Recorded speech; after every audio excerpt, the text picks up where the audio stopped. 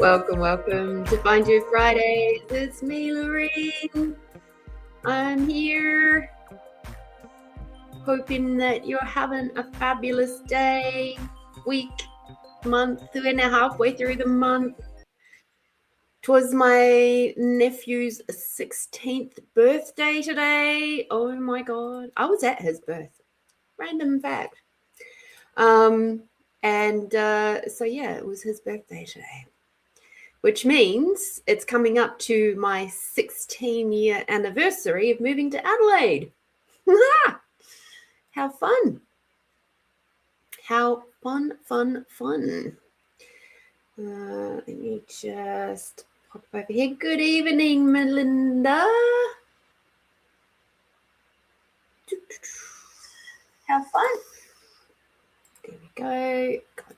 Got that. Awesome. I hope you've had a good week, Melinda. I have had an interesting week, as you can imagine.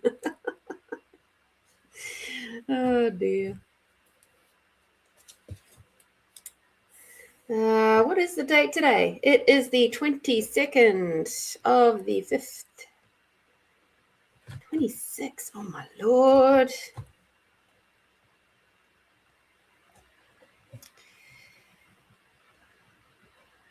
Okay. I was a little bit distracted this afternoon, in a really good way though, because I was watching a video interview of from a guy called Mike Rowe. Now, if you remember Mike Rowe, he was the guy that did Dirty Jobs back in the 90s. Into 2000s, and he was interviewing his mum Peggy, and oh my goodness, she is hilarious. A while ago, I do remember seeing the video, and in this interview, he's actually up on stage doing an interview with his mum, and he mentioned about the big blue purse, and I remember when he put that up onto Facebook back in the day. So that was really funny to hear it with the both of them together, because he when she went to go and ring him up and tell him about the story, he was like, no, don't tell me, write it down and then email it to me. And when she did that, oh, seriously, it was just so well written. Hi, Edwina. So yeah, my interesting week, it's work week has been fine. You just sort of get along, you do your work week, you find the challenges, and you do that little bit of moment where it's like, this is challenging me, but why is it challenging me? Excuse me. Is it activating some of my own judgments or whatever? Is it, what exactly about this is actually me, rather than just me being judgmental about someone else? So yeah, I think that little theme of entitlement has come up a little bit this week. And just people being dishonoring, I think, is probably the best way to put that, where it's like they've been dishonoring of not necessarily me, but just humanity in general. And that's something that bothers me a lot. And then I flip that round and I go, okay, and where have I been dishonoring of myself? Where have I been dishonoring of other people? Where have I been entitled or arrogant or whatever? Because, we're not all perfect. We do all have our foibles, and unfortunately we are all a little bit human. And we don't always get it right all the time. And there was some pretty big energy healing work that I did over the weekend. I'm not sure I'm ready to talk about that in an open forum just yet. But safe to say that kind of shook me up for about 24 hours or so. And then things got easier after that. Yeah, it has meant that there's been some shifts within me, as energy healing always does. And the biggest thing is around having that level of accountability, of self-accountability, as well as just being able to see beyond the masks that other people wear. So one of the parts that I will talk about in a little bit was around those masks and how, like, what had happened. So that led me to the level of self-accountability. So I'll come back to that one. I'll circle back around. But yeah, it's been an interesting week, a very interesting week. And safe to say that seeing beyond the BS is interesting. Very interesting indeed. We are at a lovely, very potent point in my cycle today. In that this is maybe a little bit of TMI, but you know what? We'll talk about it anyway, because that's what I do. When I'm ready to talk about things, I will. But yes, so today I am on my lovely crampy heavy period day. And so with that in mind, I have a higher living tea in my beautiful rose teacup. Whenever you see this cup floating around, it's generally, if you see me drinking out of a white cup, it's generally this one. I don't think I have a few white cups, but only one that is this shape. So and the higher living that I've got today is called Zen Focus, which has got a good healthy dose of Tulsi in there and a little bit of rosemary and stuff like that. So I was like, yeah, that'll be perfect for tonight. So as I sip away on that, that's to help me with the cramps. And if I go just randomly, it'll be because I'm just expanding out.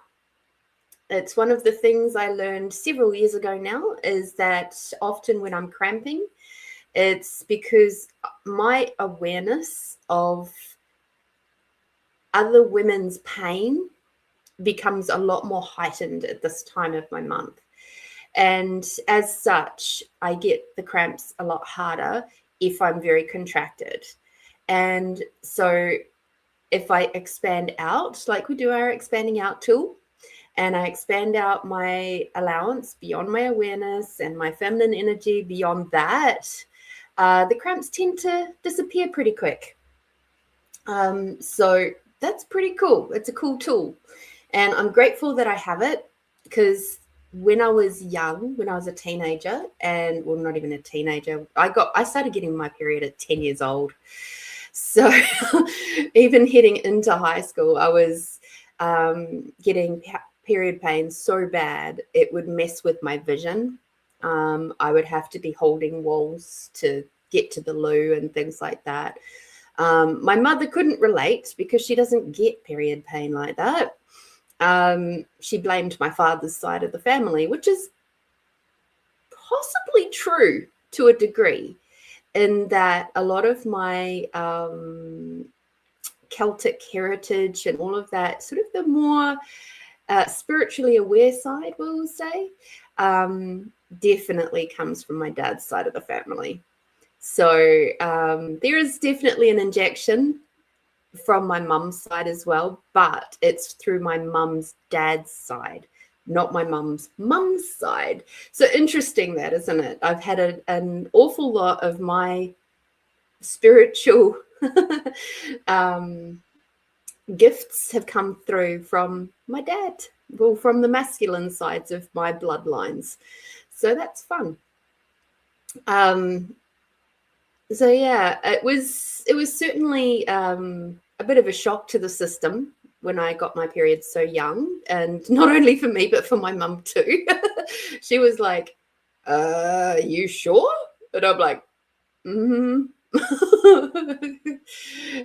So yeah, she was not actually prepared. All she had was maternity pads for me.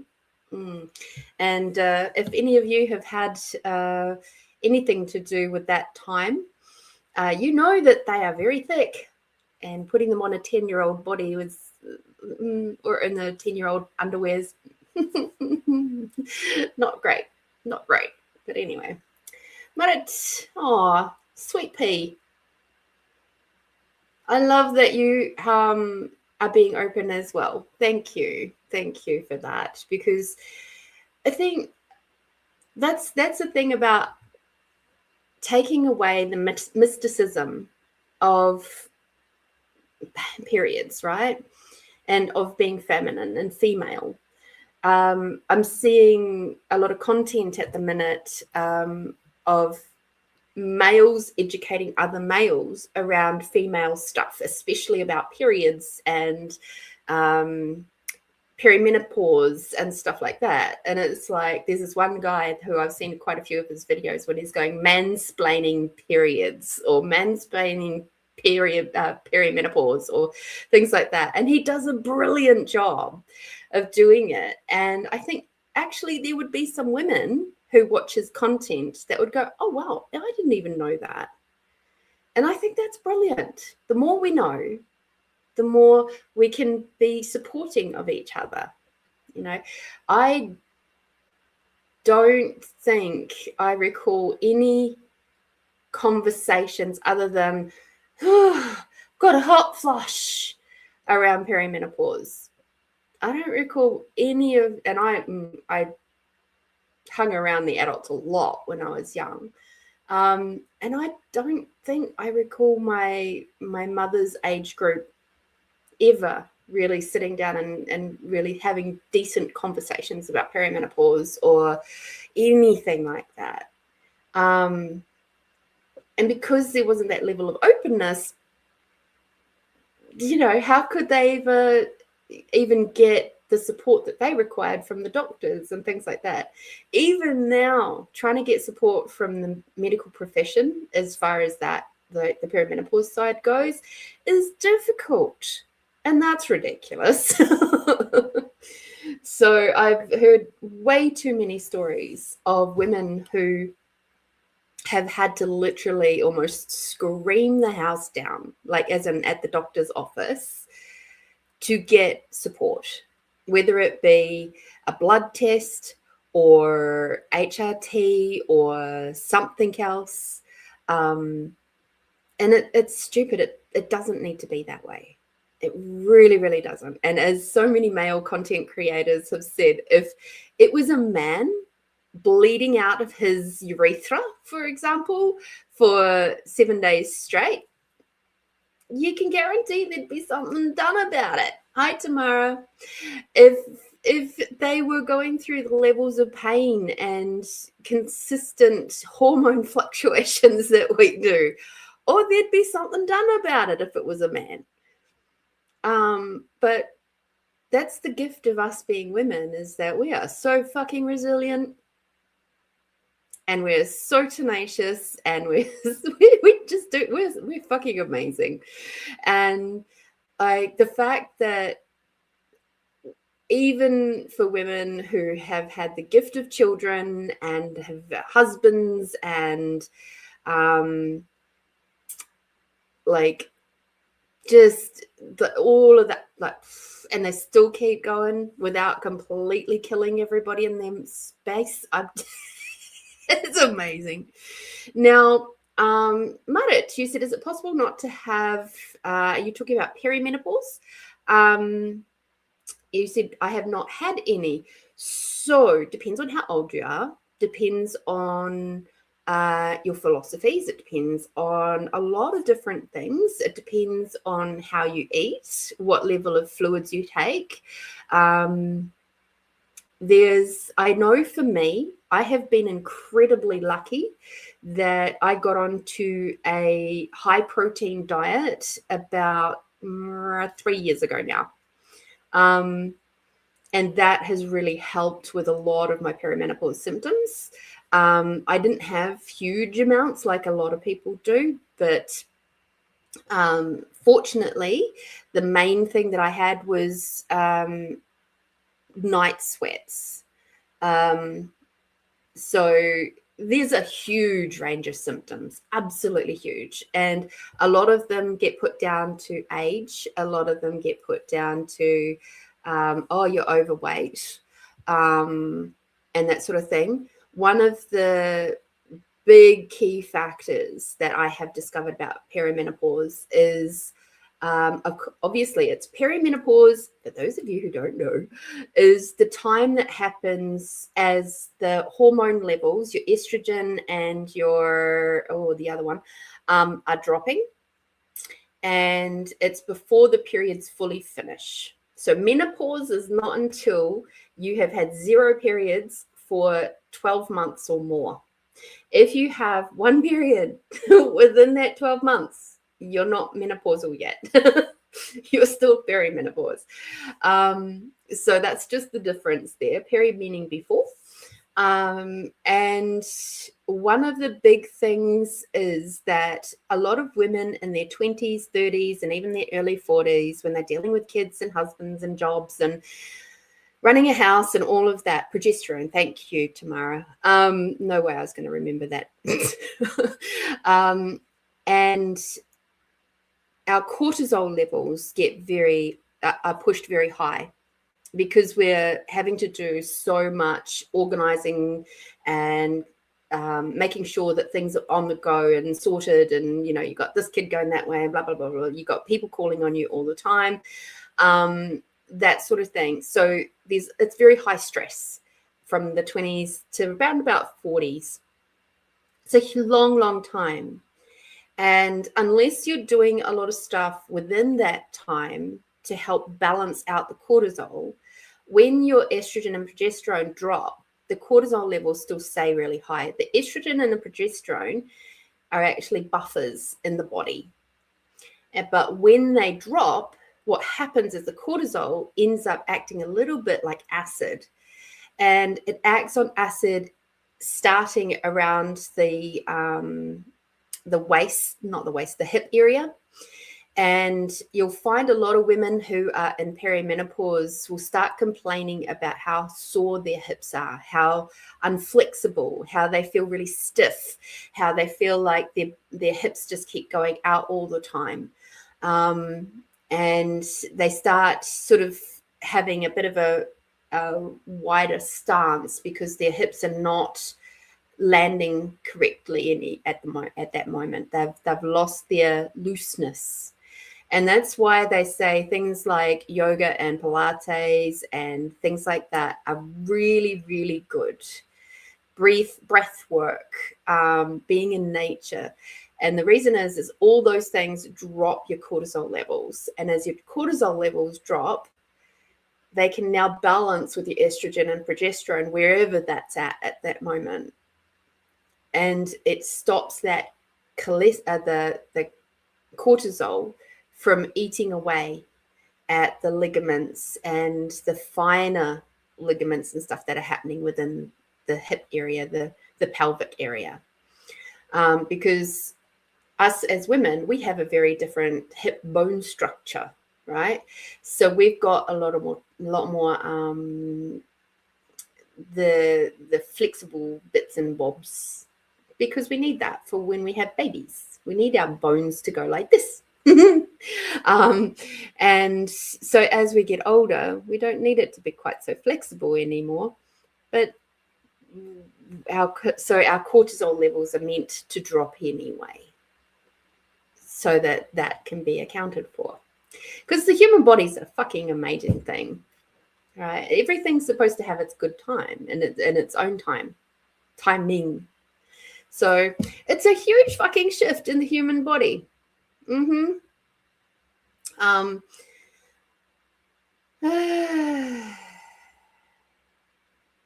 So yeah. Christine crochets a lot. Hi from San Diego. Hi from San Diego. Hi, Christine. I love to crochet too. I'm currently on the embroidery train at the minute, and I'm loving that. So, oh, aren't you lucky to be waking up at 2:23? Right, that's enough talking about women's bodies for now. Marit, you mentioned something, another interesting topic you saw this morning on YouTube was a man talking about what men do not understand when living with a super empath. I think you are saying, I think about you saying we need to understand more. Yes. Christine says, oh my God, I also embroider and cross stitch. Me too. My one, I've just realized where I'm going to put my big, huge cross stitch.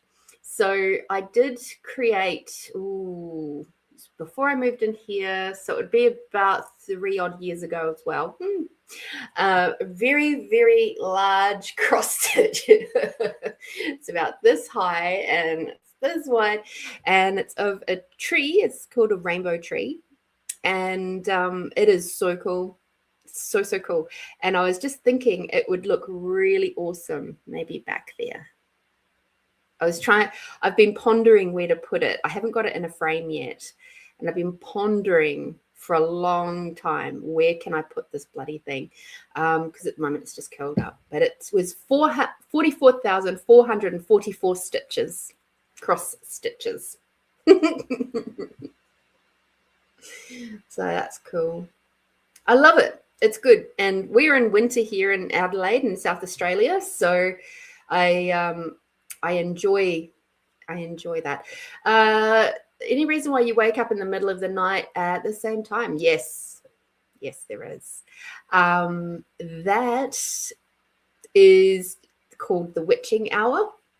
It is the time when the veil is very thin, and you're obviously very energetically aware, very spiritually aware, because that often happens with us who are very tuned in. And that is the time to wake up, to do some journaling, to tune in, and just see what else pops through. Because you might be finding that you might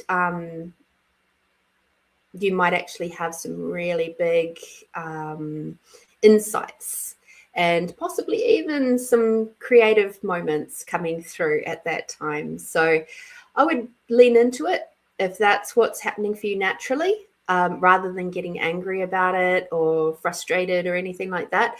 Lean in and grab your journal and just have it sitting there, and, wake up gently and write bits and pieces down. Try not to use your phone, pen and paper at that time, and then don't think about what you've written. When you start feeling tired again, close it, put it to the side, go back to sleep. Okay, so there you go.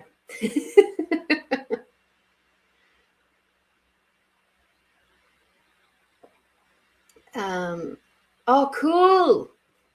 You're on the cusp of deepening your relationship and not denying my connection with spirit. Good. Keep going. I do find also when I'm having those moments of waking up early hours of the morning, yes, there's an upgrade happening. Generally, that's what happens for me. For you, you've just got a really awesome connection there, and that's the time when they can talk to you.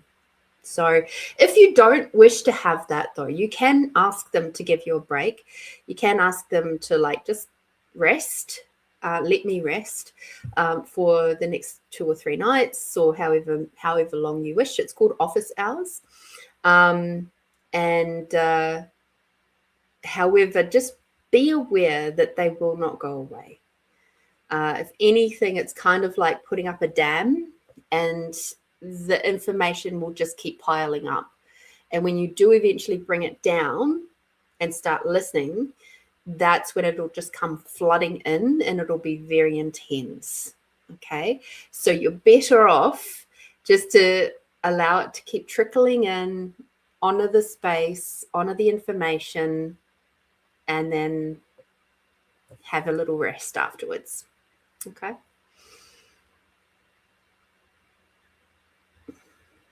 Cool. Hopefully I've also become to notice my capabilities to see and hear, and only now am I ready to listen. That's so exciting. So super exciting. So I am very, very, it's strange when you start hearing for the first time, isn't it? So my abilities, once I reopen them, because I did shut them down for a long time when I was young, when they did reopen, they just opened initially as like a feeling, like I would feel spirit on my body or around my body in my space. And then I started, and I'd sometimes see them like, those little weird moments out the corner of your eye and stuff like that. So I sort of went seeing, feeling, and then I started to hear. And it was like the hearing was just so weird when it first started. But yeah, I would absolutely recommend, just please don't be afraid. And should you feel a little bit like you just wish to have a full 8 hours sleep, you can ask them to give you some grace and to have that 8 hours, no problem. Okay. You're very welcome, Christine. Let me see about our weekly reading today. Ooh, yay. Going back to the original. San Diego, eh? Wow.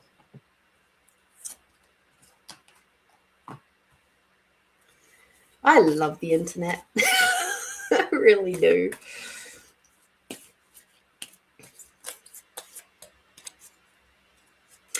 Marit, how did Eurovision go? Has it finished? I haven't been keeping track. Love to know how yours went. Righty-ho, so we're shuffling for the week of the 23rd through to the 29th. So it's the last full week of this month. Just tiptoeing into the shadow period of the next full moon. This is for the collective. How can we best work with all these energies? Of course, now is the time for, as we're now in the waxing moon time, it's a really good time to plant any seeds that are ready to be planted, bulbs, or all that sort of thing. And if you are looking for a haircut, give it a week. Wait till after the full moon for your haircut, especially if you're going to get your haircut short, if you like your haircut short.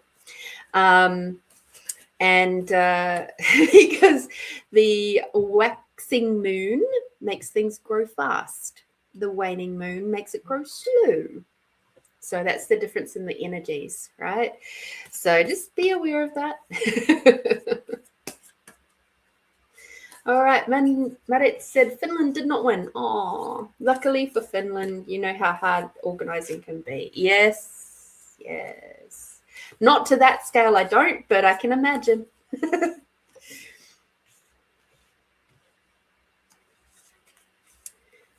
I wish I had a teacher to talk to about how to understand, how to read, and deepen my relationship with spirit and angels. Oh, stick around, Christine. That's what my show often has, lots of that sort of stuff sprinkled about. Happy to answer questions. This community that I have over here it's small but mighty, and there's so many very experienced energetic healers and readers and stuff like that are in my community. And I love the fact that we are floating around together, and we come in every Friday night, and we just enjoy space and time together and just take a breath. especially after the like a busy, long, stressful week. It's just really nice to just together. So, yeah. You're new to it, so you appreciate it. Awesome. I'm curious, what tools have you used so far? And for everybody else who is floating around, I'd love to know, what was the very first sort of psychic tapping tool did you like, as in to tap into your spirit team and stuff like that, did you first start using? And the funny thing is that I can show you one of my very first tools, but we'll come back to that in a minute. Oh, cool. Okay, this week it's going to be all about the green and the purple, which is so ironic because this top is green, this is purple, and this is what we have for the week. I love it when my intuition pops in just beautifully. Right, so this week, what do we need to know as a collective? First off, we are playing with the cards from Ina Segal, The Secret Language of Color cards. Brilliant set of cards for those of you who are learning. Right, so we have Emerald, which is about calm your mind, body, and soul. So as the energies all ramp up over this week coming into the full moon, because that's what's happening, our energies is just going getting more and more and more. Please remember to take some time to stop and breathe and calm. If you are somebody who is, I think this is really appropriate for all personality types, whether you're introverted, extroverted, or if you're like me and you're ambivert, which does mean you sit in the middle. So there's moments you can be extroverted, like right now, and there will be times where you just wish to be introverted, which was me earlier. I don't want to talk to anybody. So take some time. Make sure that you have, I'll say, at least half a day, if you can, once a week, where you take time for yourself. And if you're a busy mum, and hopefully you have a partner or something like that, make space for you. Let the other person have control of the kids, or, if you can, ship them off to somewhere else. Go play with your friends or whatever, right? Once a week, half a day at a minimum. And take that time to do something nurturing for you, whatever it is. For me, I don't have kids, so I am very, very fortunate, and I don't have cats and dogs and things like that require a lot of attention. I have a python who goes to sort of sleep this time of year for 6 months of the year, so she's very good. I get to so for me, and the fact I still have a job and all of that, I take 1 day of my 3 days off for seeing nobody. And I do that on purpose. And that 1 day may be on a Sunday, which is where I generally end up having to do my grocery shop for the week to come.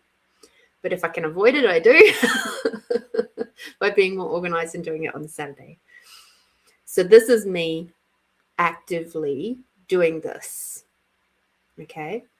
So if anybody gets to see me on a Sunday, it's generally because I've made space on either Friday or Saturday for me. And I've realized that more and more important the further on through my energetic journey that I am on, my spiritual journey. Please make some time this week for your mind, body, and soul connection and peacefulness.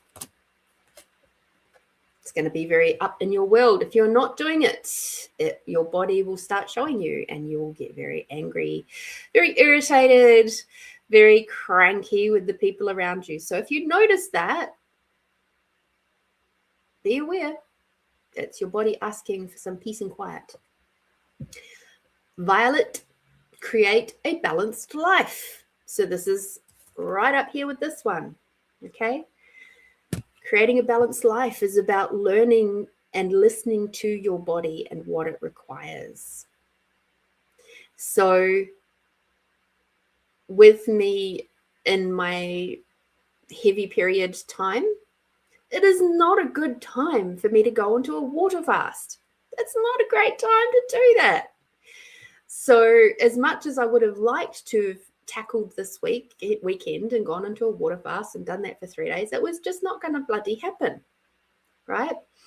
So I didn't, and I'm not. I'm listening to my body, because my body is saying, you're funny. You're funny if you think that you're going to go on a water fast this week. And last weekend, it was doing, you think you're going on a water fast this weekend? We're coming up to a period. So no, you can't. And it was like the hunger drive was so strong. And I was like, what the hell is going on? I'm not normally ever this hungry. And it's like, oh, okay, I gotcha. Right? So when we create a balanced life, it is very much around not only work-life balance, partner balance, kids balance, animals, friends, family. It's the balance within us.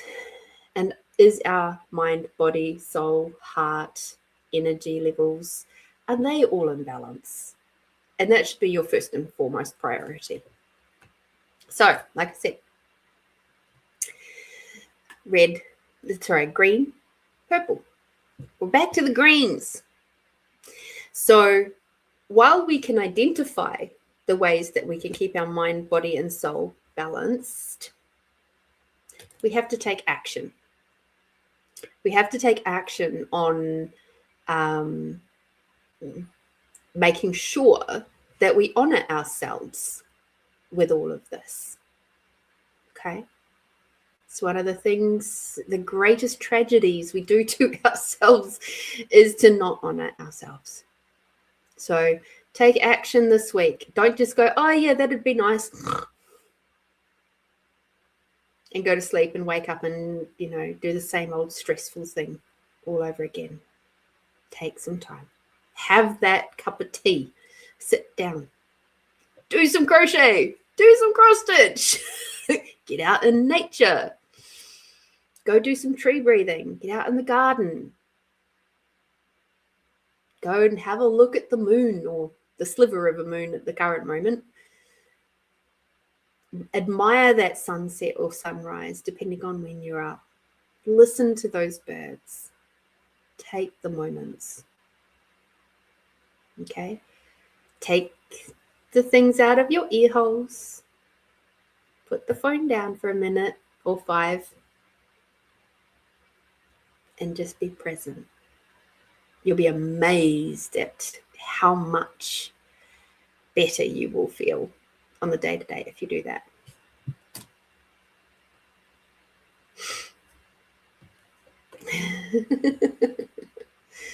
I'm going to catch up with all the stuff in the chat in a moment.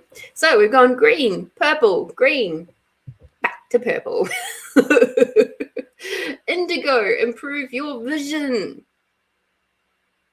Get those little peepers out there, right? So what are you refusing to see? That if you stop refusing to see it,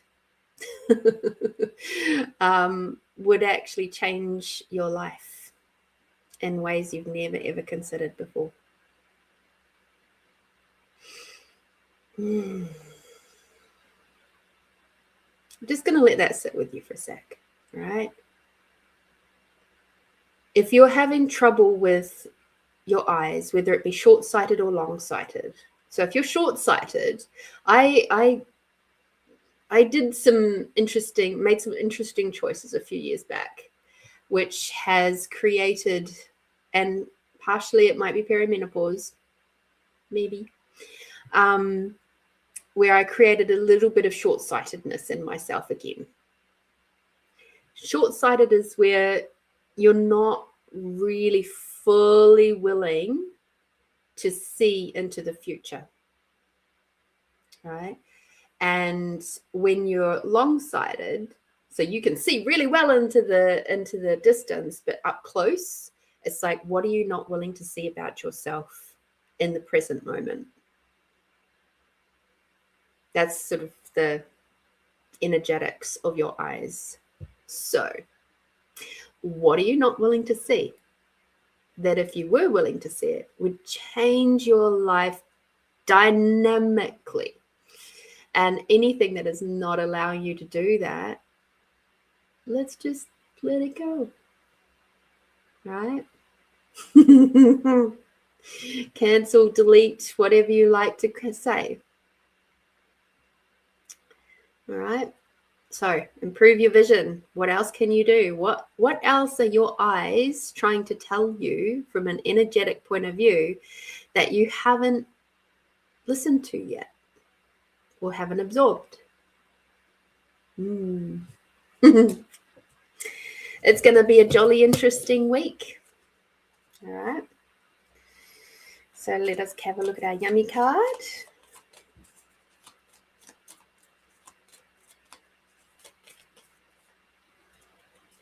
Here we go. Our yummy card is to soften. Okay, so be gentle on yourself this week. Okay, and I actually see that across all of these cards together. The soften is around stop trying to push yourself so hard. Stop trying to push your body so hard. Create some balance. Take action on creating balance and nurturing yourself so that maybe your view for the future might be just a little bit easier. Like I said, green, purple, green, purple. Time to get purple eyeshadow. Yes, I do have some purple actually. Didn't think about wearing that. Yes. All right, Leon, let me jump back up. Okay. Tamara. I received a tarot deck for my 21st birthday, but oracle cards and crystals have been my main source. Yes, fabulous. How cool that you received a tarot deck for your 21st. My goodness. I just received a whole lot of alcohol and heartbreak and a marriage proposal. Mine was a very different kind of 21st. Oh dear. Christine, I pull cards, tarot, oracle, crystals. I open myself up to numerology and meditate and read a lot, but sometimes there is so much I do not definitely know. Yes, there is. There is a lot all of us don't know. And each of those things you can go so far, like just one of those things, just tarot. Man, tarot freaked me out for such a long time because it can be so detailed and it can be really in your face too. Oracle cards tend to be a little bit more gentle, and a little bit sort of more softly, depending on which they are. Like the ones that I just read from, these are very, very soft, very, very soft. When you get into this deck here, which is also by Ina Segal, this is the Heal Yourself Oracle. Oh, that's very much a kick your ass. That's the one that when we pull it out, we go, oh boy, here we go. And it is hilarious. So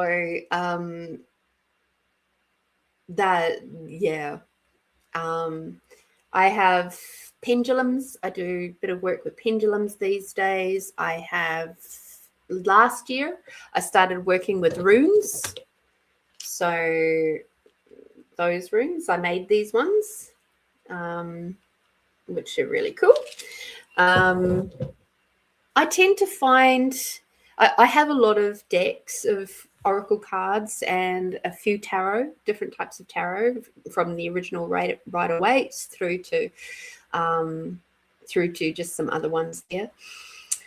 But tarot, I actually learned tarot from a friend of mine, and I went off and I did her course, her one-day course, and it was brilliant.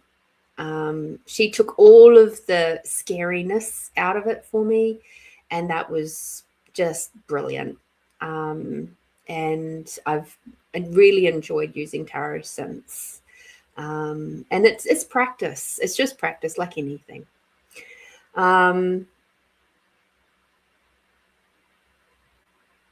What is an HSP, Christine? I'm not sure what an HSP is. Andrea, hello, my beautiful spiritual sister family. Sending positive vibes and positive energy. There we go. Lovely. Thank you, thank you, thank you. Appreciate it.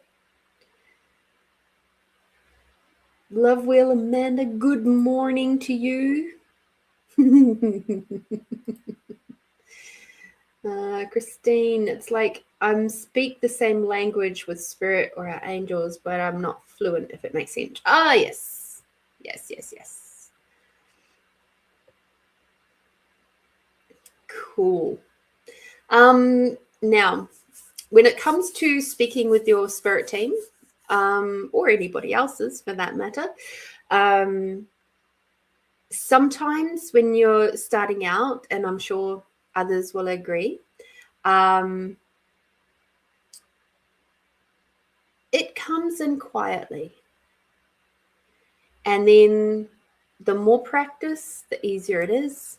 And so then it's like you start to hear more.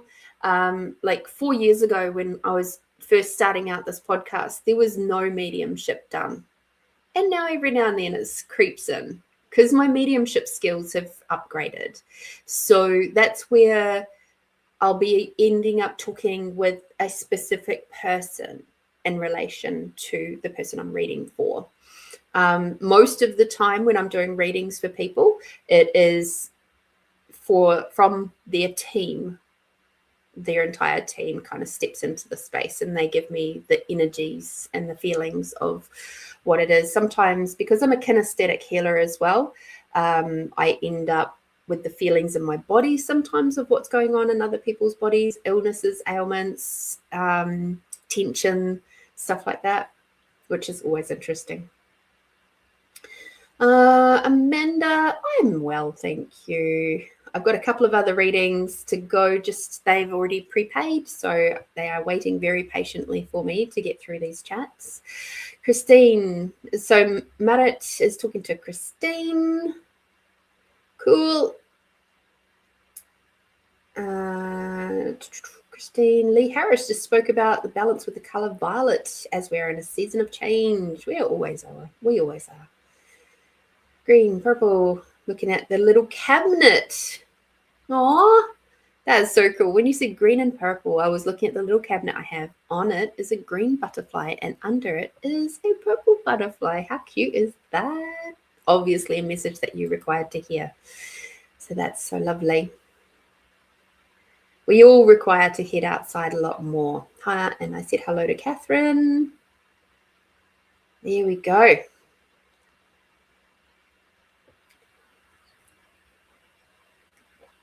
Ah, hello, Terry.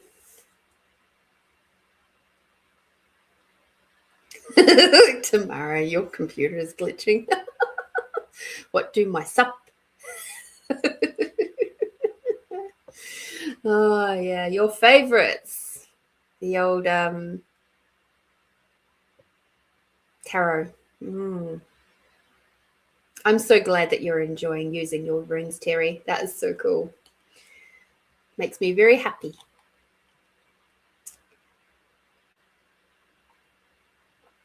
ZQ and purple go hand in hand. What's your awareness? They might. They might. All right, Tamara, beautiful lady. Thank you very much for your donation, because you're smart. You're a smart lady. And you put through your donation before the show even starts. Okay, so which deck? Oh, okay. That was easy. What would you like to know? What can your team and I tell you this week? Oh, your computer is still too glitchy. Love it. Oh, and now mine is. It's going out in sympathy.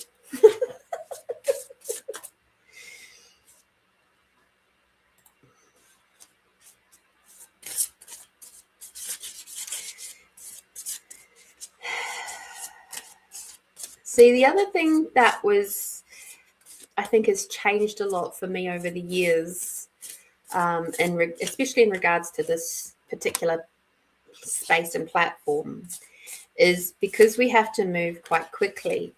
I've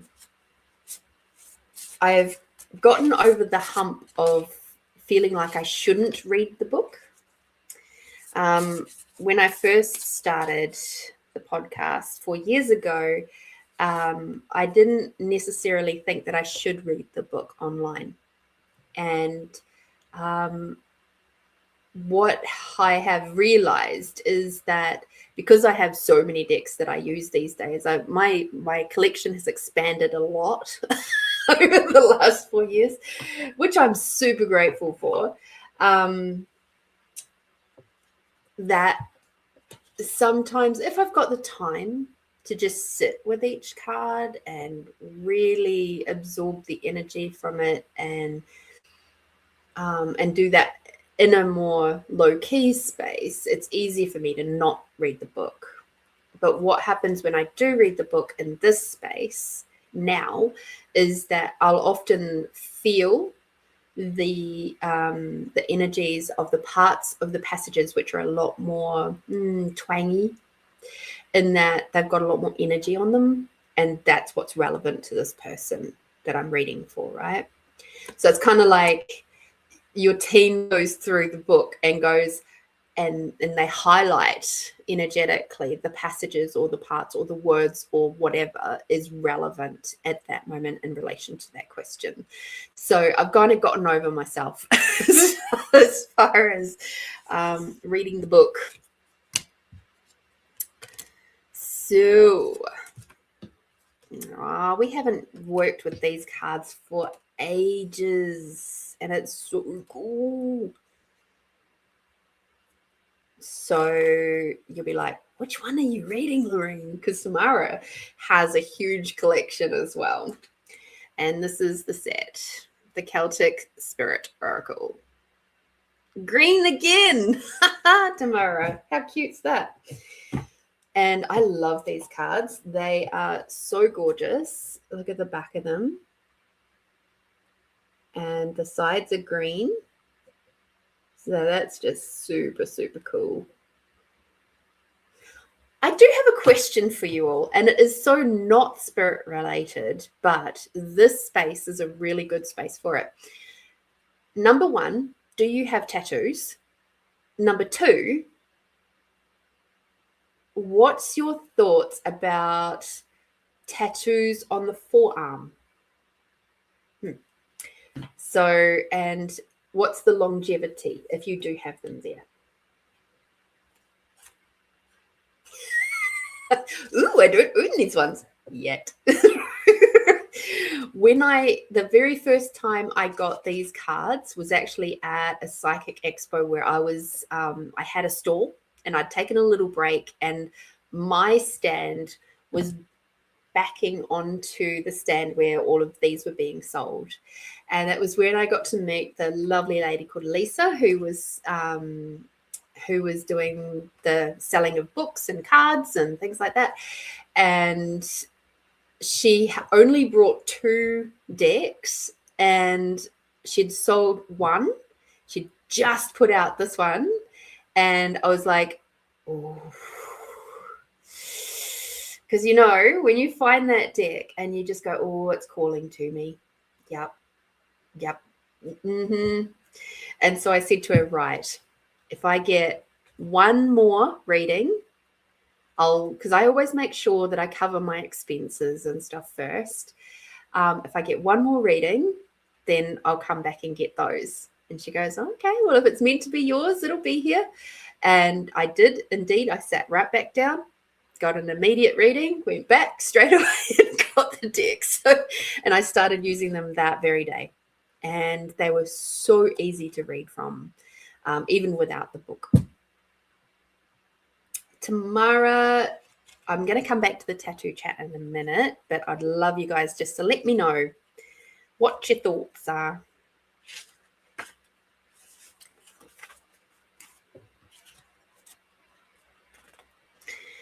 The first card that we've got for you for your week to come is the Crone, the fairy godmother. Wisdom, future, and truth. I love that imagery in this. Seriously, this whole deck just, The third of the fates, the maiden mother crone. Also past, present, future. The Trinity knot in the circle is the symbol of which represents the maiden mother crone, past, present, future. All three life cycles of women. I've had many encounters with the fairy crone, and she can be very abrupt. She literally rummaged through my abdomen, pulling things out and throwing them over her shoulder, and then said, "Time to fly," and threw me off a cliff. She shows you situations at such a fast pace, you wonder why she is in the guise of a crone. Never have I met a being so wise. If you're looking for sympathy, you won't find it here, but you will find answers if you're truly looking for change. Do not be fooled by the appearance of the fairy crone. She may be small, she may be old and hobbling around with the use of her staff, but turn your back on her for one instant and she flitters around in the blink of an eye. She is made of earth. She is earth. She is older than you can possibly imagine. She carries all of the secrets of lessons learned over eons of time, which one can only experience for oneself to fully understand. She sees through the lies, even the ones you tell yourself that you are not aware of. She sees through your sabotage patterns and knows what is best for you, which might not be something you are comfortable to hear. The fairy crone has no patience for time wasters. You either heed her advice or she is done with you. What can you rely on from her wisdom, answers, and matter-of-fact attitude that cuts through your ego and masks? If you truly seek answers to your biggest questions, then it is time to work with the fairy crone. But know one thing, you might not want to hear the answers if you are stuck in your comfort zone.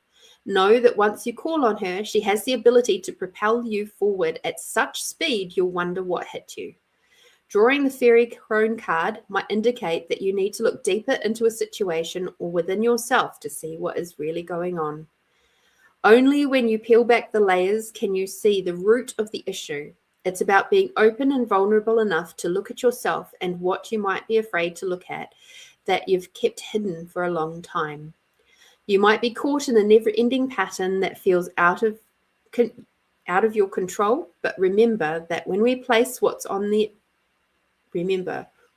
change what's on the inside, the outside falls into place.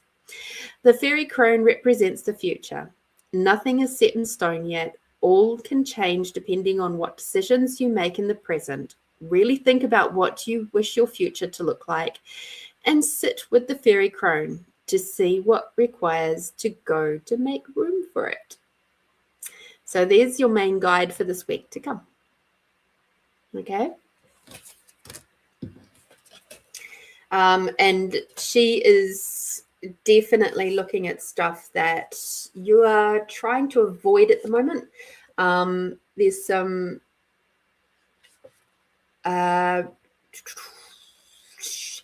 she will help you look deeper into a situation or within yourself to see what's true, what's really going on. So seeing beyond the masks and the lies, seeing beyond the bullshit within yourself or with another person. Okay, so just let her help you this week. I think that's yes. She's pretty brutal. She's awesome though. I love that. All right. The next one is the tree spirit. How cool is he? Strength, growth, and stability. The tree spirits are amazing allies to work with. Remember how I said gotta get out in nature? They symbolize strength and groundedness by showing us how to put down roots, which creates strong platform for anything to grow well. Trees teach us how to grow in a sustainable manner, slow and steady. They never rush anything. If they come across obstacles, they simply work around them slowly and overcome them. Full stop. I call in the tree spirits to help me to learn to slow down and grow my business sustainably, or do things in a sustainable manner that won't burn me out. I call on them when I feel vulnerable or overwhelmed and ask for their strength, healing, and guidance. They never let me down. When was the last time you sat under a tree? When was the last time you tried to connect to a tree? Maybe never. How do we connect? Simply be in their presence. Ask for their help, their guidance. I find imagery is how they connect to me. So have your eyes closed and take notice of the images that come to you. Sometimes it can be a whole story they send you, like a daydream. By drawing this card, the trees are reaching out to you. Is there a tree that you can sit under and be in its presence? Can you go to the botanical gardens or somewhere quiet with the trees and really be present with them? Whatever they are trying to tell you right now, they always work from a place of calm and quiet. They move slowly and steadily. So this in itself may be the answer you seek. The trees, like legendary world tree of many different civilizations, keep the worlds bound together. If we were to cut down every tree on Earth, the links would be severed. The veils are thinning due to the amount of logging, so it's vitally important that we look after the trees in any way possible. Find organizations that help replant trees or work to stop unnecessary logging. Be active in your community and looking after sacred trees, or even pay special attention to any that you have in your own home. The Celtic Tree Calendar is a great place to start with learning more about trees and what they have to offer us. This was life-changing for me. So with this one here, I know that you do go for walks and stuff. Do you pause? Do you pause under the trees? There's been several moments. I love tree breathing. And tree breathing is where I just put my hand on the tree and I close my eyes and I gently ask for permission to connect. And once I do, once you get that vibe, the happy vibe that, yes, they're happy to connect, which I've never been rejected from a tree yet, but it's always good to ask. It's good consent. And I just stand there with my hand on the tree and I breathe 3 times at least, just big, deep breath in, eyes closed. And I do that also, I did that at Uluru, Katajuda. I do that a lot when I'm out in nature. And the information that these places can give you is just phenomenal. Absolutely phenomenal. The most common theme, whether it be trees that I've connected with here, the really super old growth trees down in like the stringy bark forest, right up to like over to Tasmania and like the other places that I've been in with trees. that I've stopped and connected with, the most common thing is their gratitude for the moment where somebody has actually stopped and communicated. Because, of course, when we connect with them, they're also receiving from us. So we receive from them, they receive from us. It's a circular thing. It's not just, we don't just go like little energy vampires. And that moment of connection is so rare these days with the trees that unless they're in a very popular forest or something like that, but even then, most people don't stop and actually connect with the trees. But they're just so grateful that we do. And they wish more of us would do that. So there we go. No, I haven't wandered presently for a long time. So do that over this week, at least once, connecting with the trees. And I always feel a bajillion times better and more settled within myself when I do. All right. Ooh, you got such an exciting week to come. I love the way that this book is written too. It's just so neat. Cool. This makes me wish to go out and actually do this, but a bit hard to do the fire part. All right, so we've got the pentagram, which is about protection, balance, and unity. The pentagram is a beautiful symbol which illustrates the harmony between the 5 elements. Within the pagan community, the elements of air, represented by a feather, earth, which is crystals or soil, fire, which is the candle, water, which is shell, and spirit. The pentagram is used in Chinese medicine to represent their 5-element theory, which comprises of fire, earth, metal, water, and wood. The pentagram is also often associated with the symbol of protection. When you draw this card, it is asking you to find balance and unity within your life. Where are you out of balance, and what do you require in order to bring it back into harmony? Are you too fiery and quick to anger? Maybe you're lacking motivation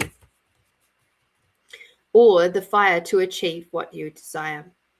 Are your emotions flowing like water element that they are? Are you holding back tears, or do they keep flooding out? You've got some emotional stuff to work through this week, just saying.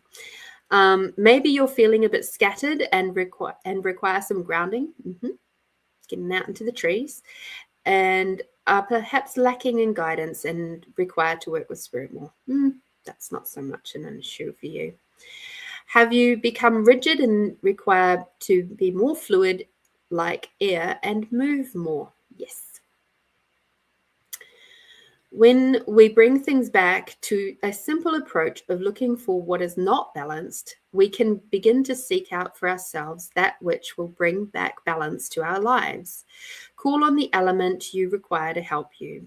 Go in search of where the elements reside. Seek out a natural creek, a lake, or a sea. Garden and get your bare feet on the earth. Light a fire, a candle, or keep warm if you need to. Seek out places where you can be in the wind and ask for it to take your cares away or help you to be more flexible.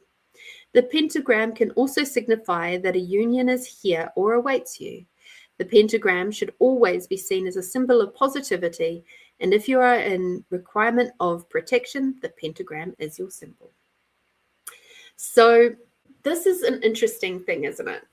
A lot of people freak out about the pentagram because they go, devil worship. No. Over the last several years, I have done and absorbed and read a lot of information around this particular symbol. And if you can imagine that it's in Celtic way of life, like this side of the Celtic spirit stuff, can imagine it's probably more than likely, without researching too bloody hard, that it is predating Christianity. Okay, as in Catholic stuff coming in and bringing in this philosophy of devil worship, which I'm not going to get into that because there's a lot to do in there that's all about control and manipulation and stuff like that.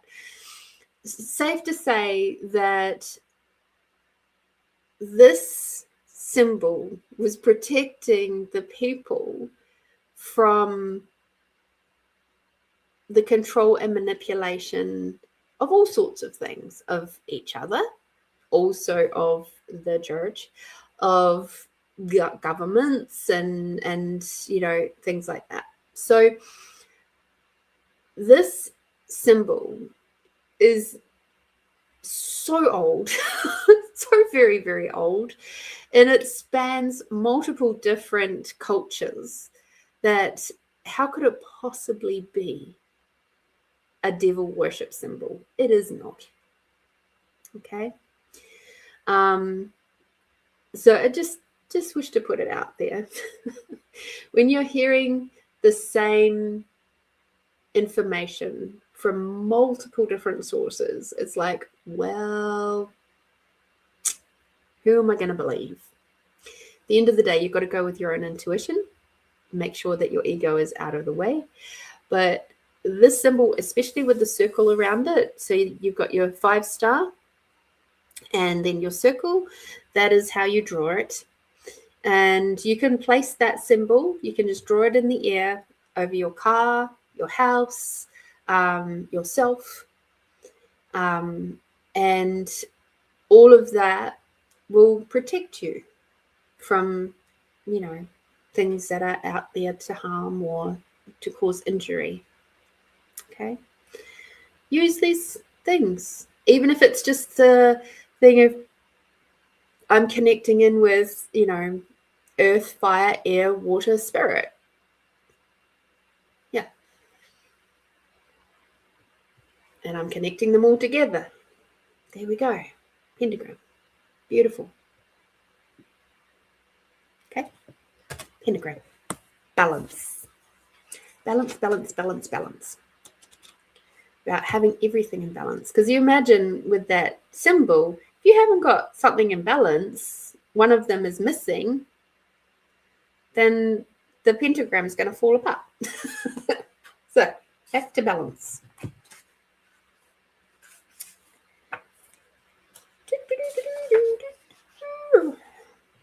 Alrighty.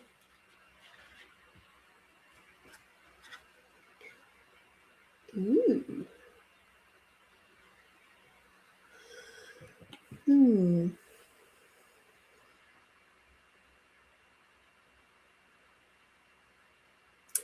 There's going to be a particular crystal which is going to be, have you got it yet? No. There's going to be a crystal that's going to come into your world this week. That's going to be important. The gift, communication, gift, and crystals. The tri-spiral symbol in the background is the famous rock carving inside the chamber at Newgrange. I received a gift indeed, from an elemental messenger one morning, holding out a double-terminated quartz crystal. Her message was clear. Crystals help with our communication with other realms. Like a two-way radio, quartz crystal in particular is an amplifier and therefore aids with our perception of energy and allows messages from other realms to take their message stronger. Quartz comes in many shapes and sizes and is also a constituent of many other crystals. We can use it as a substitute for any crystal we don't have. Due to its ability to allow channeled energy to work through it, we are also able to use it to help with our communication to other beings like elementals, for example.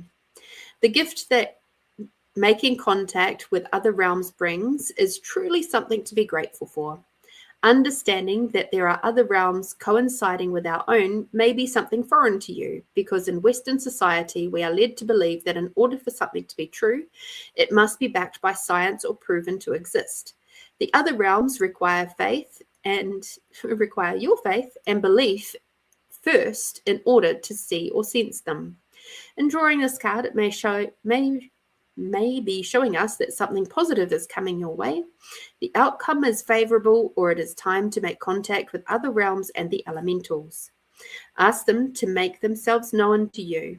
Invite them into your world and ask yourself what you can give in return. This doesn't need to be anything material. It can simply be an act of kindness for someone else, or to pay it forward in kind of deed. See the gift in everything, even a situation that you feel is negative. There is always a lesson for growth in every situation. Ask for the gift of wisdom that the elementals can give you. The other thing I was getting with this one is, do you have any double terminated crystals that you can pop in your pocket and take with you when you go for your next walk? And maybe even just have it in your hand or something like that, that you'll be able to allow yourself to tune in with the trees even deeper. It was almost what I was seeing as I was reading that, as I was seeing you walking down the path, and I was seeing it was almost like divining, using the crystal to divine which tree to talk to, or which trees, and which ones had like the special messages for you, more so than just straight connection. And it was like, I wonder. And it doesn't have to be quartz. It's whatever double-ended crystal that you've got that will work. Whatever you're drawn to is what I was getting a sense of. So have a look, see what you've got floating around. So there we go, the Celtic Spirit Oracle. Awesome, hey. Definitely some, and I highly recommend working with the crone. She's going to give you some really interesting information, especially around the stuff to do with the emotional balance that's going on for you currently, and where that requires to shift and change in relation to your business so that you can continue to grow that forward. And yes, she will be very blunt, but we like blunt, don't we? Sometimes. I think I have a smoky quartz. Awesome. Beautiful. Do it. Receptive is your card. So it's time to lower those barriers and let yourself hear the messages. It's one thing when we're doing this work for other people, isn't it? But it's completely different when we're doing it for ourselves. And I would just as a little bit of honoring in this process, if you do it over the weekend, which would be lovely if you did, or maybe even during the week if you've got more time and space during the week. I don't, because I go to work, and I'm not sure where your work day is at the moment, or your weekdays. I would highly recommend that you allow yourself the rest of the day as much as possible to give yourself time to integrate. Because working with the crone, there's going to be some stuff that's going to shake your world up a bit. Okay? So lean in. Feel the fear, do it anyway, but lean in. And just remember, there's a book series that I'm reading at the moment, and there are so many good quotes in there. Fear is the awareness of information that we're not ready for yet. And it is from the Witches of Scotland series. It's the romance series. And so good. Another excellent quote from that book is connection without boundaries is consumption. So as an energy healer, I know that very, very well, which is why sleeping on my own is good for me. Because when I'm sleeping next to someone, my energy healing just loves to contribute, which is why I always ask for permission to do that before I go to sleep.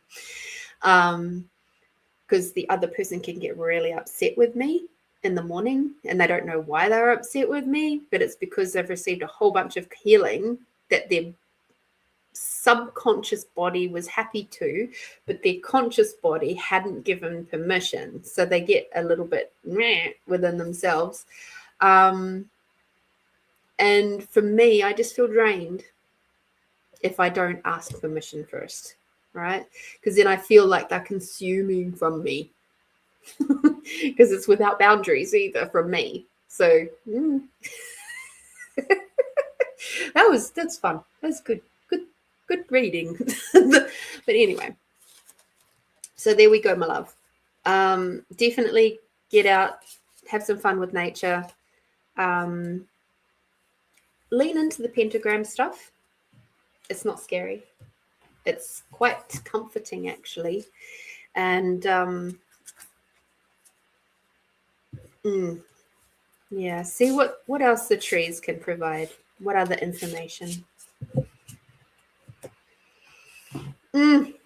Thank you so much, Tamara. Thank you for Tamara's team. I appreciate you guys so much. And I definitely appreciate your very kind donation. So grateful for you and your continued support over here on Find You Fridays. Mwah. Appreciate you. All right. Edwina is our next one.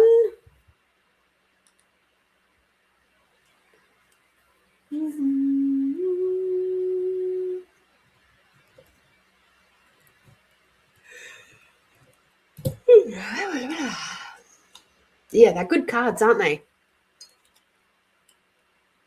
Right, back up to the tattoo. The tattoo conversation.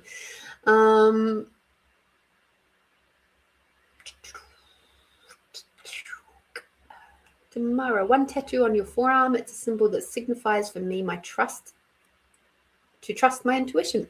Beautiful. I love that. Catherine, no tattoos, clean skin. Edwina also has no tattoos. Interesting. I currently have 2. You may not know that about me.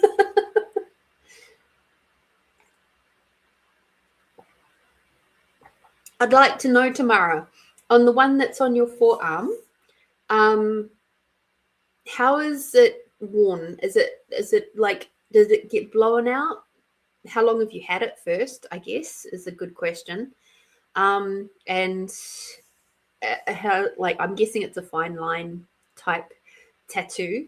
How is it worn? And what was it like to get there? Because there's no fat there as such. It's a very, there's lots of tendons and stuff and blood. I'm curious.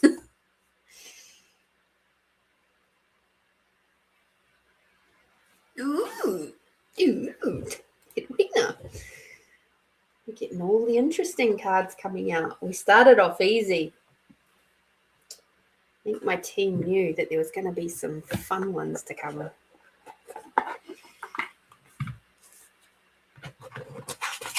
Ooh, right.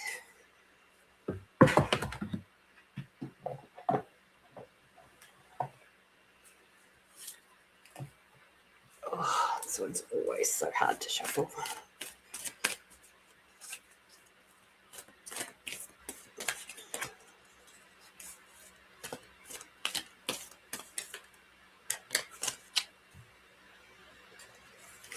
If you're wondering why I'm like groaning,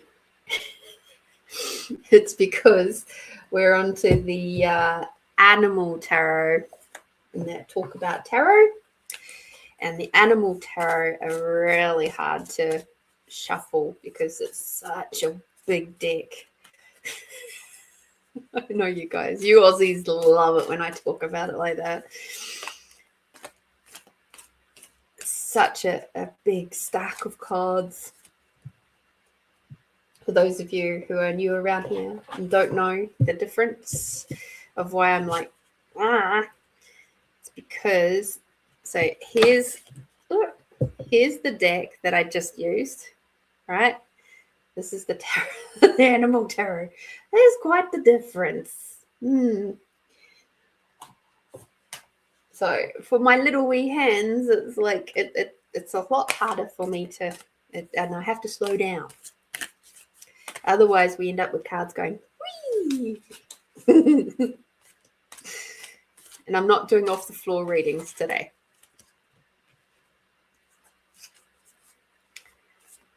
Hi, Nettie. How are you, Dylan?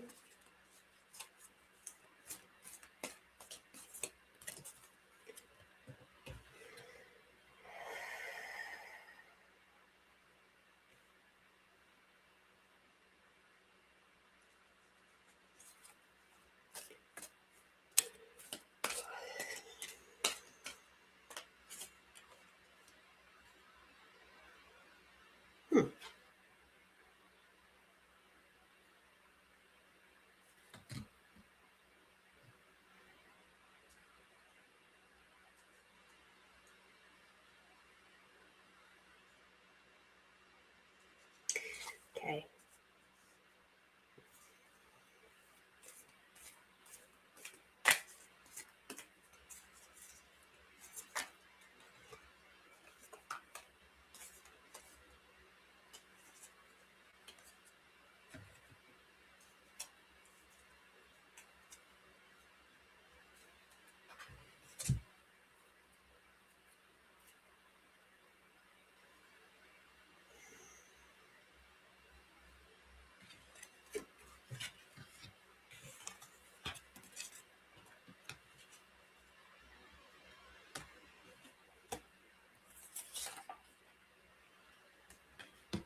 Sorry for the quietness. There's the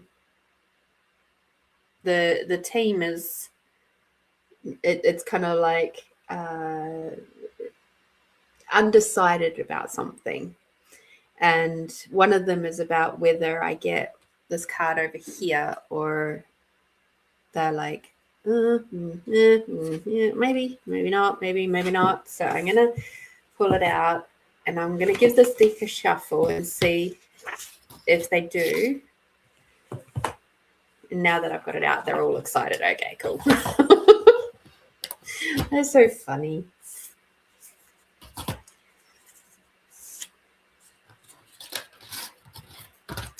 And they're very aware that the tarot can be a lot of information.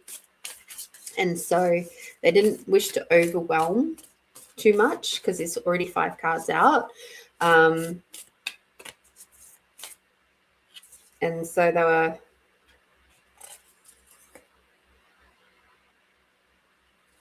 wanting to just make sure that we don't overwhelm.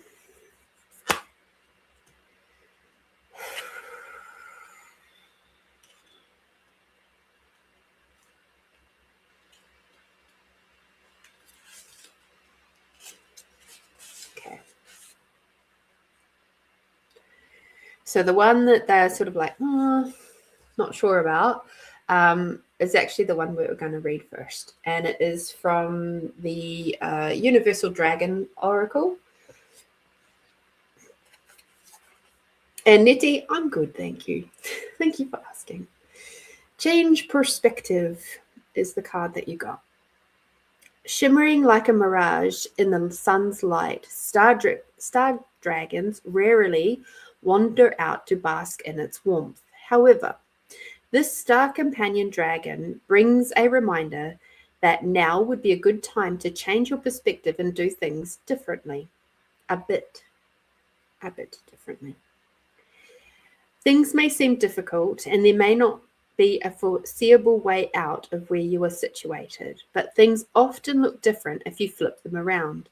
This dragon will help you to navigate the problem, but be willing to listen to new ideas. View your life and situation from a fresh angle, and most importantly, be open to the messages that come through, no matter what strange source they might have. Mm-hmm. Mm-hmm. Mm-hmm. Mm-hmm. All right. So, with that in mind, I'm already getting the feeling of like there's some really big questions in your world around certain situation that is in your life, and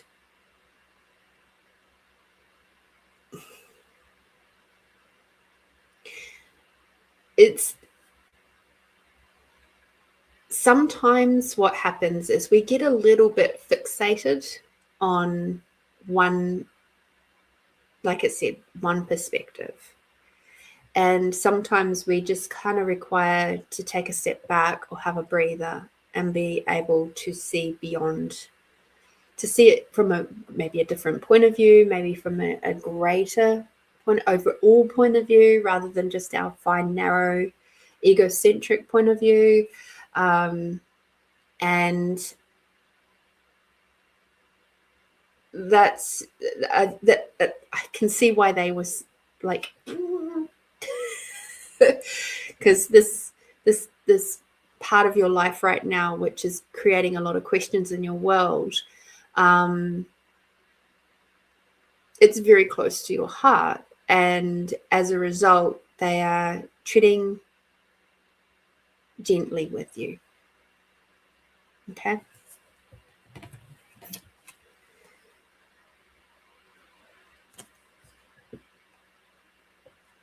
All right. So we've got the 10 of spring, which is the St. Bernard dog. You're working far too hard and the stress will become too much. Reach out for help from others and take some time to play and enjoy life. Okay. So the immediate messaging that I'm getting is that there's a very large space within you that is in survival mode. And as a result, you feel like you're constantly having to do everything. And there's so much on your plate right now that it's all getting to a point where it's almost too much. So the hardest thing for someone who's in survival mode to do is to ask for help. And I totally get that. This is a reminder, like I said, they're being very gentle with you right now.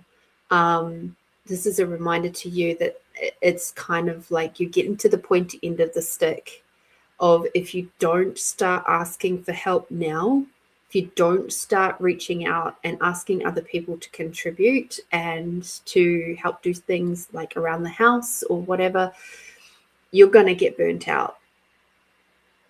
And your body is going to start rebelling against you big time. Okay. And your team doesn't wish that for you. They wish for you to actually have fun and enjoy your life and take those moments to breathe. All right. So just keep that in mind. All right. The next one, the 9 of spring, which is the gazelle. Beautiful gazelle. You've worked hard. What you've created is impressive and worthy of protecting. Annoying challenges may pop up, but don't worry, you'll get through them just as you have in the past. And again, you don't have to do this alone. So the cool thing about, obviously, gazelles is they are herd animals. They are not solar animals. So, and they will work together.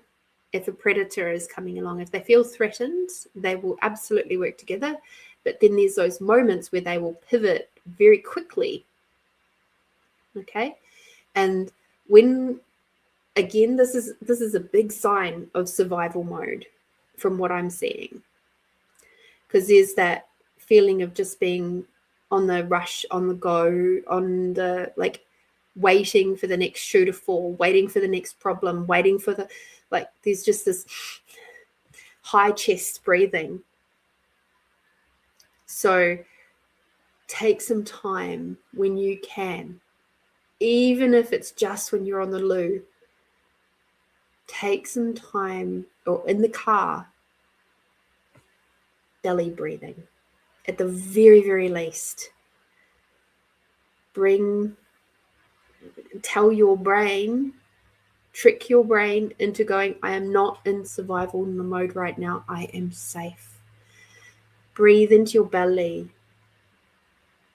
Do box breathing, which is the 4, 4, 4, 4, 4, 4, 4. So in for 4, hold for 4, out for 4, hold for 4.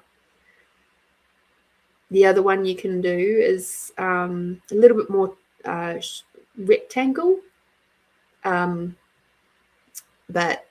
you can go in for, say, 4, hold for 1, out for 5. Hold for 1, in for 4, hold for 1, out for 5, or 6, or 7, or increase it, right? So that I know when I've been in hugely amounts of survival mode, I will expand it out. So for me, when I'm really fucking struggling, I'll go, say, in for 4, hold for 4, out for 5, hold for 5, in for 6, hold for 6, out for 7, hold for 7. The numbers thing helps me. All right. That just really helps to calm everything down. There's also the 90-second technique, which I will talk about with the next one.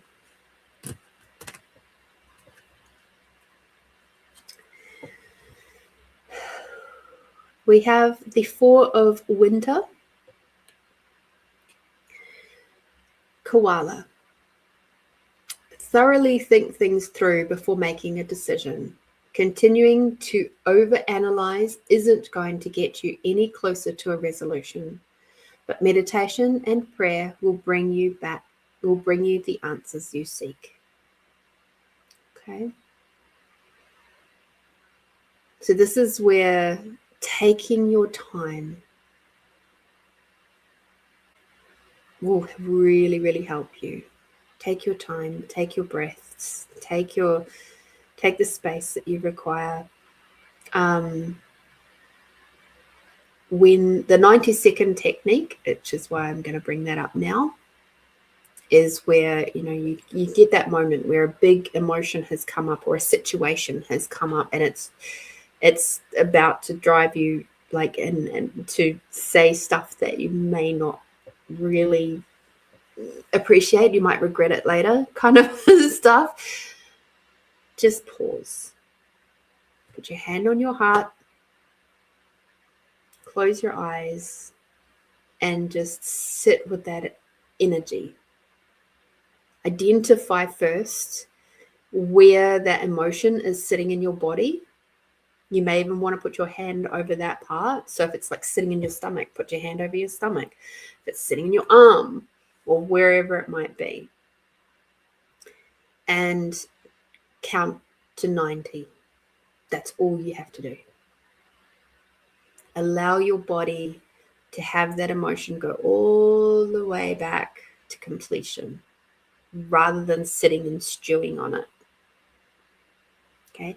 Be like the cuddly koala. Meditate for 90 seconds on that thing. And then take a big, big, deep breath. And then you just go. And then you'll be able to see more clearly about the next steps to make. And this is relevant for home. It's relevant for work. It's relevant for family, friends, situations as you're driving, whatever. The 90-second technique is fantastic for all of that. Okay. I know it's hard to remember at the time, but if you can, it's really, really valuable. Okay. Take the time. Again, this is coming back to the dragon card. This is also about changing your perspective. When we are in that high emotive state, especially when we're in survival mode, it's very, very difficult to see things from a more balanced, objective perspective. Objective perspective. I like that. Say that 5 times fast, though. So, yes. The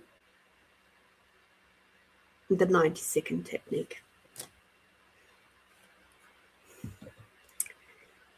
Right. The 6 of winter. Winter is the representation of the swords, if you're following on. Spring is the wands. And cups is the summer cards.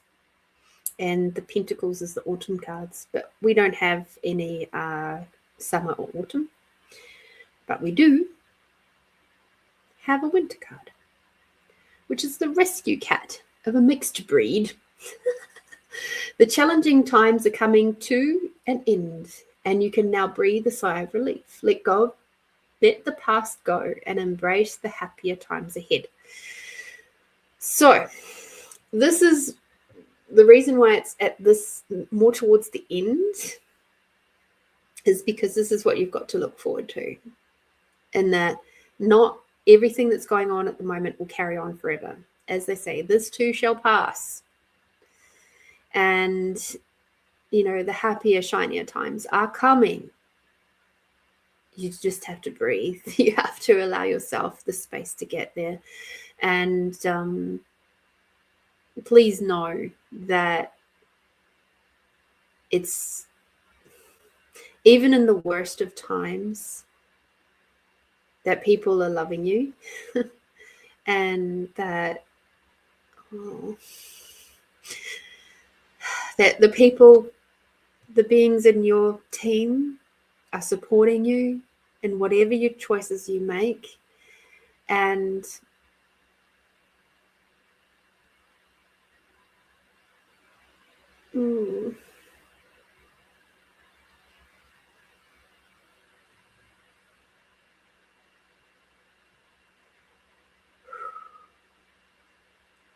okay, so this is where we're going to have to forgive my lack of Māori, but the tangata whenua and the whānau are sending you, are saying kia kaha and aroha nui. Just stand strong and lots of love. Okay. So like the full tribe and your family. You got this. Okay.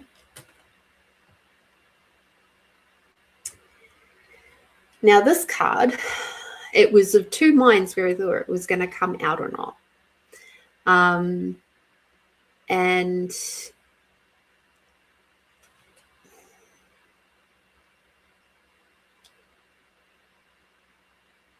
this is a moment of huge growth for you. Huge. Okay, this is the wheel card. And it says it's the reindeer caribou, and expect sudden positive change in your life. You can now move forward and make great progress. So if you have a look, I don't know if you can see it very well, but it's like the reindeer is moving from this side to this side. And if you look, it's very young. Its antlers aren't as big. He's, not as filled out in his neck area. And over here, it's a lot. The grey is moved back over the shoulders. There's a lot more antler. He's a bit more filled out, or she, rather. And although the antlers are on the males, so it is a he. But when I think of reindeer, I think of Santa Claus, which means I think of the females, which don't have antlers. Anyway. That's a whole other tangent. That's a very much ADHD moment, eh, Tamara? You are going through a big space of change, of energetic, emotional, spiritual growth right now. And it's uncomfortable and it's not easy. And there are things that have to change in your world. And that in and of itself is uncomfortable, not only for you, but for the people around you. So this is more of an acknowledgement of all of that. And just once again, giving you that space of saying, you got this, we are here for you. We can see this is what's happening. Try not to hide away from it too much and allow the space to move. The phrase that they gave me was, it's time to pull on your big girl panties and just get out there and do the thing, because there's a lot of good stuff coming. Okay. So try not to be fearful of this change. It's what's required. Okay.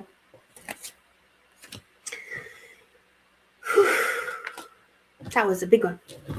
Let us have a look at your yummy card.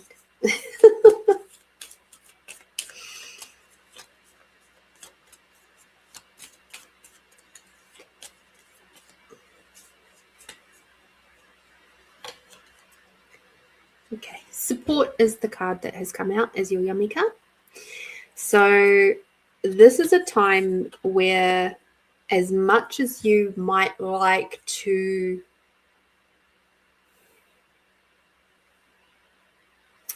be prim and proper and, you know, not air your dirty laundry,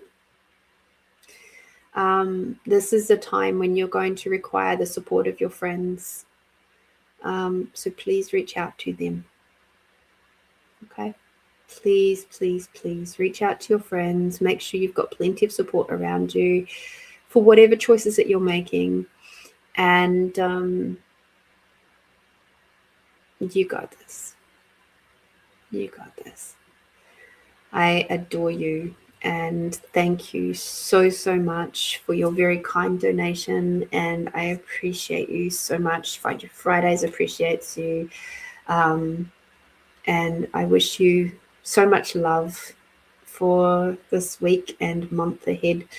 Not necessarily calendar month. You've got a lot going on, love, and I appreciate you taking the time to be here with us. Thank you.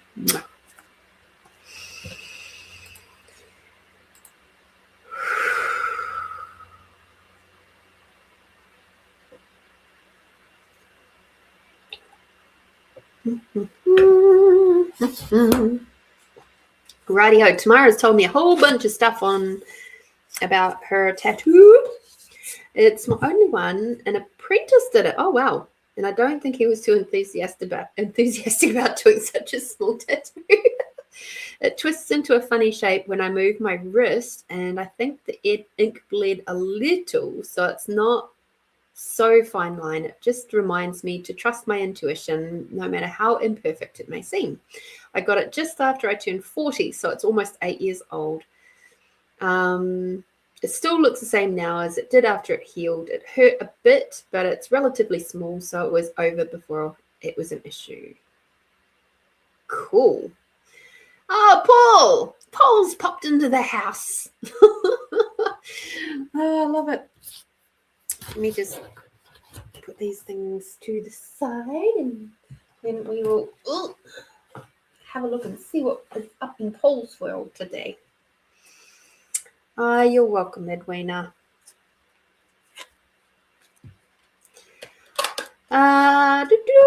Seeing Night Ranger. When you close your eyes, do dream about me, Sister Christian. Love the 80s. Laugh out loud from USA. Paul, you're going to have to talk English. I'm not hearing you today. Seeing it tonight, Friday night. Can't wait. Cool. seeing Night Ranger. Is Night Ranger a movie or something like that? I haven't been keeping up with the movies. Funny, I was actually thinking about going to the movies next week, but my plans have changed.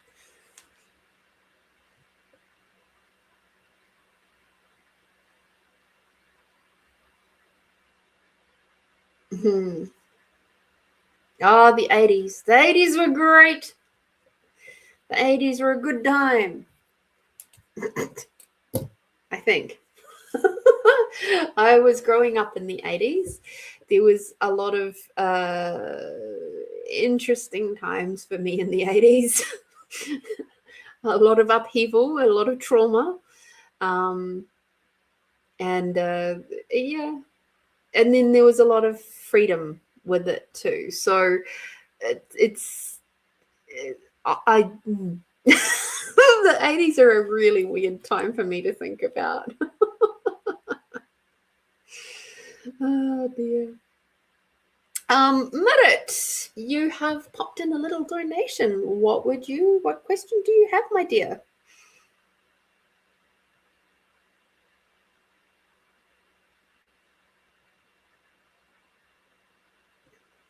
Well, what question do you have? While I sip my tea.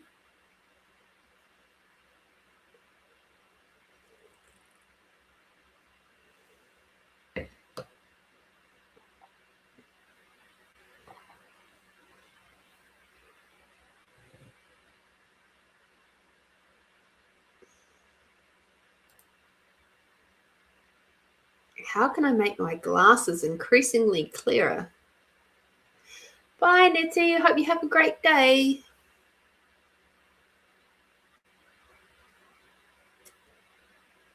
I'm not sure. By glasses, do you mean your eyes?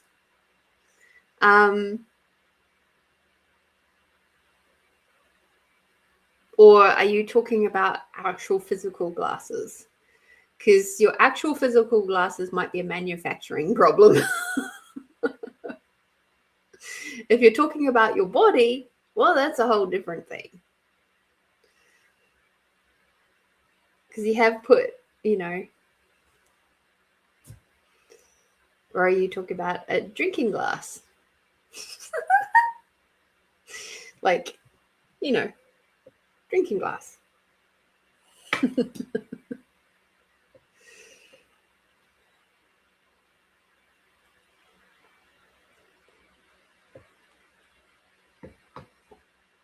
Vision, as in spiritual insight. Is that what you mean?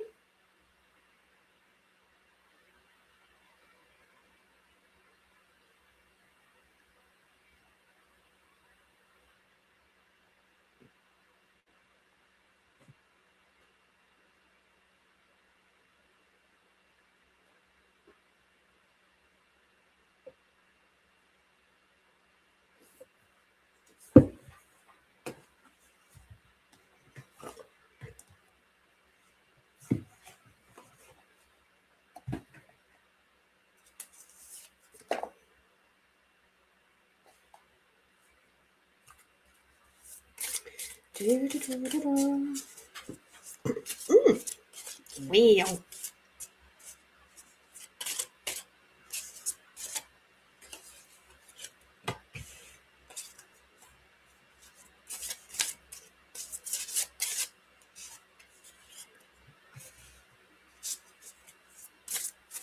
Yes, the bigger picture.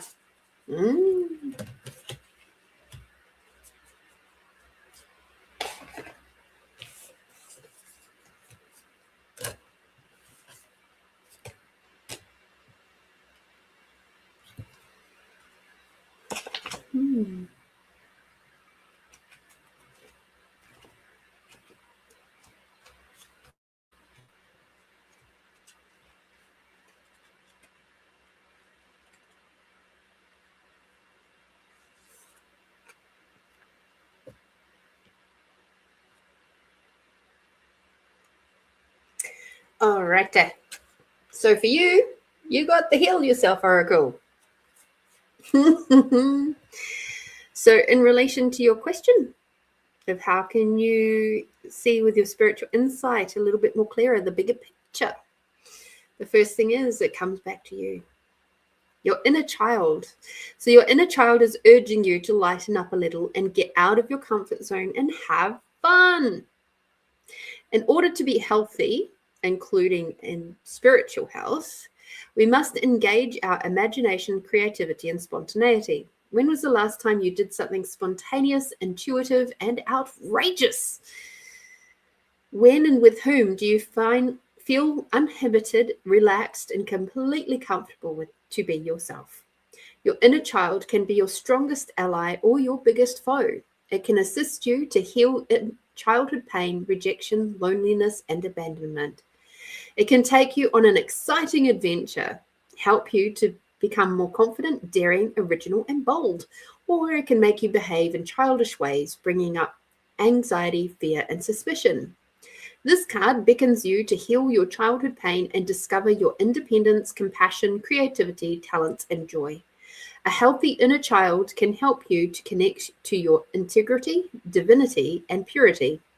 It believes in miracles and creates magic in your life. Okay? So I'm going to read to you the action to do with this. So it's 1 hour and 57 minutes if you wish to take note of the time. Find a photo of yourself as a child between the ages of 3 and 8. Look at the picture. What do you see in your eyes? What is the expression on your face? If this little child had a voice, what would they say to you? Take some paper and using your non-dominant hand, write, "Dear," in your case, Marat, "I feel," and give the little you a chance to express itself. Then write a loving response from the adult you using your dominant hand. Ask the child in you what they require to feel better, and then follow the child's recommendation. Okay. So at this stage, what we now know is that your inner child is preventing you from seeing the bigger picture because she's in pain. She's feeling unheard. She's not feeling like she's having a lot of fun. And so she's kind of packing a bit of a tantrum. And it's showing up as your spiritual awareness being a bit dimmed at the moment. Okay? The next part of the puzzle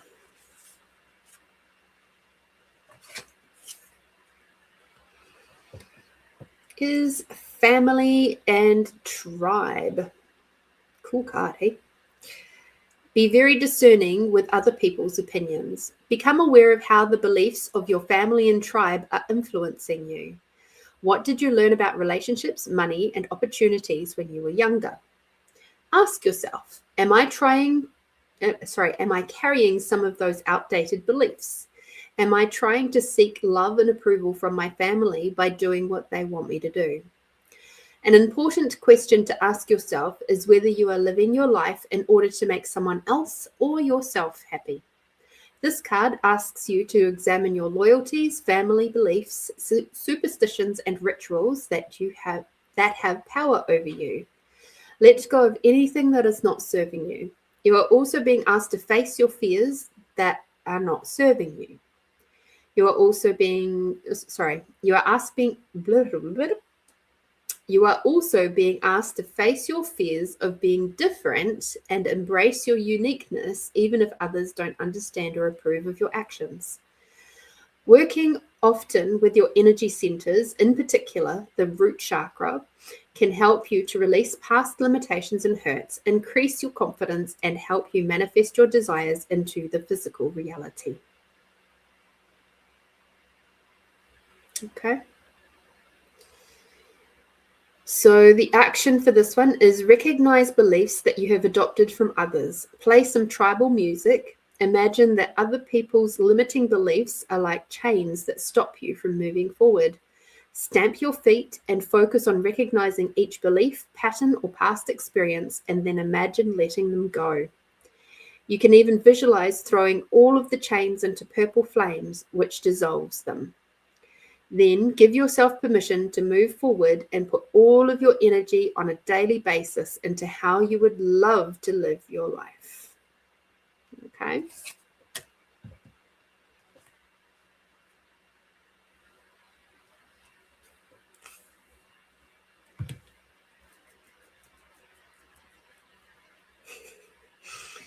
Have a great weekend, Paul. Thank you for popping in to say hi. I love that you do that. All right. So things that can stop us from seeing the bigger picture is the beliefs and stuff that we pick up from family. So from a real perspective of how that showed up in my world is that when I was very young, I shut down my ability to see spirit and to connect with them because nobody in my family could do that or admitted to doing that. So because they couldn't see it, I just went, oh, well, they must be right then. And so I just shut it down. And I shut down my ability to see the fairies and the spirits, the nymphs, everything. So that whole side of my life from about the age of 9 was just poof, I shut it down. And it wasn't until many, many years later that I was able to start opening it back up again, not until I was about 28. So nearly 20 years later is when it started to reopen. That's a long time. No wonder I was feeling so depressed and lost and lonely because there was a whole section of my being which was being suppressed. So what have you suppressed as a young person that if you stopped suppressing it because of the beliefs, that has come through from your interact with your family, that if you let that go would help you to be able to see what you cannot see at the moment. Okay. This is just added extra information. Entrapment. You are letting too many things in your environment control your life. You have drawn this card because it is time for a shift in personal power. You are encouraged to take responsibility for your life and choose new ways of thinking that create change. The reality is that for you to make the changes you wish, need, and desire, you require a system, daily discipline, and motivation. As long as you blame outside influences for any circumstances in your life, you are powerless. The government, your abusive background, the interest rates, the bank's fault. The system that many ultra successful people use is they read books every day, listen to audios, go to as many seminars as they can, practice recognizing others' achievements, and form relationships with like-minded people. Ask yourself, are the people in my life building me up and inspiring me?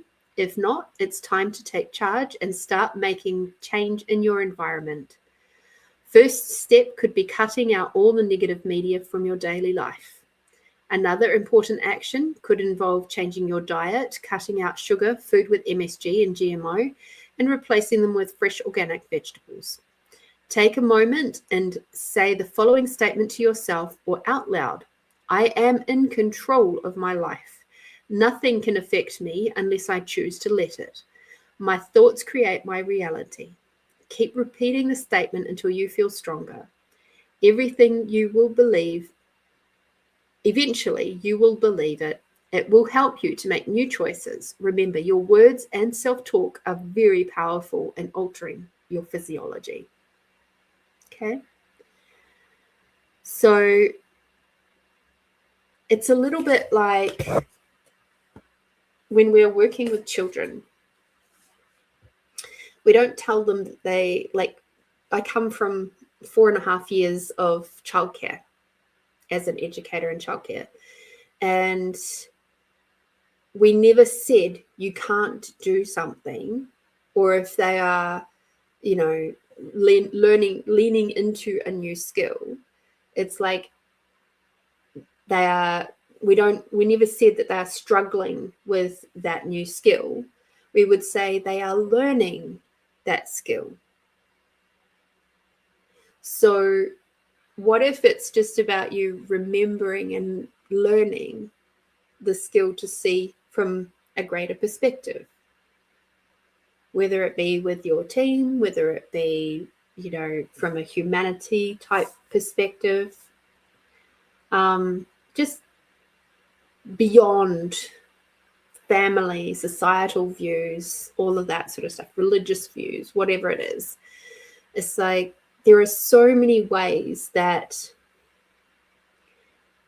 have tried over the many generations to control, manipulate, you know, think government, all that sort of stuff. Like, see beyond all of it.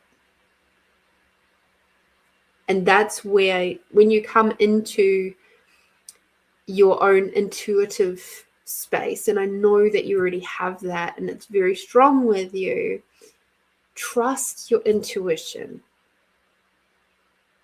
The more you keep building on that trust with your intuition, the easier it will be for you to keep strengthening that side of you with your spiritual insight as well.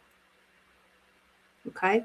And the more you trust your intuition, the clearer those insight moments will happen. Okay? Sometimes, as I said earlier, when it comes to other people, it's easier, right? Because you're not emotionally invested. But when it comes to our own self, that's so much harder. And we can't always, it's not that we can't, it's that it takes a lot more courage to look at our own stuff and the own places that we have to do healing with. And your yummy card is healing. Okay. For you to have the insight that you wish to have, the bigger picture, the easier access, you're going to have to do some healing. Okay. Literally in the cards. And the healing's got to come from that inner child work. It's got to come from dealing with some stuff from your family that has kept you feeling trapped. So, and it may not even be necessarily your mother, father. It could even be further back than that, your ancestral healing side of things. Okay.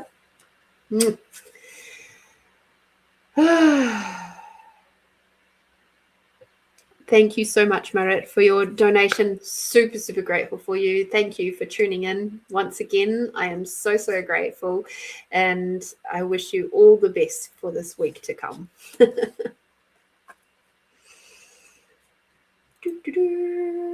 Paul, I have been to New York once upon a time. Just a little over 16 years ago, I was in New York. Yeah. It was a great time. Loved it. I was there at Christmas time, or between Christmas and New Year's, and I had a wonderful time. It was not nearly as noisy as I was expecting, but then I thought to myself, oh, it's winter.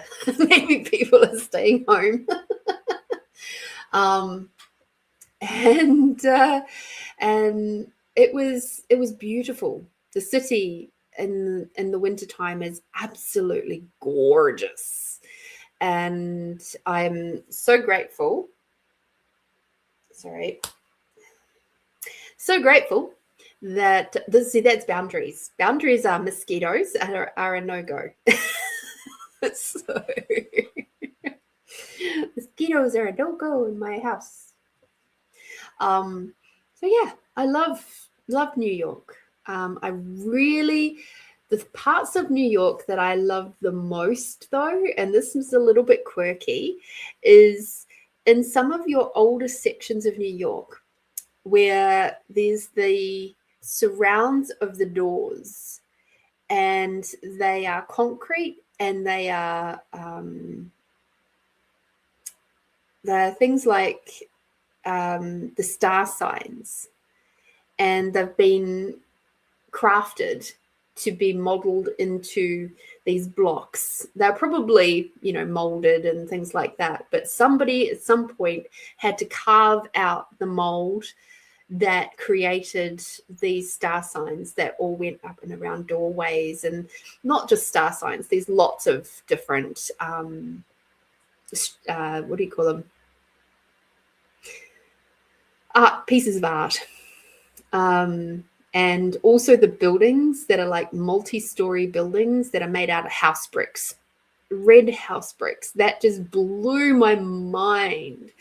And all of the friezes and the decorations and the gargoyles and all sorts of things. All that architecture stuff was just amazing.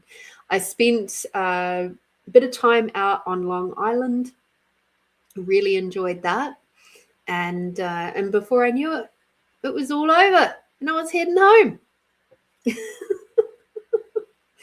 So yes, New York, loved it.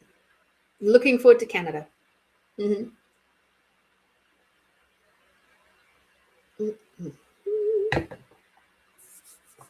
It's nice to know I'm making connections around the world though, isn't it? So something that a tool that I use. Now, I don't know if you guys are Spotify premium members, but something that I discovered over the weekend. Now,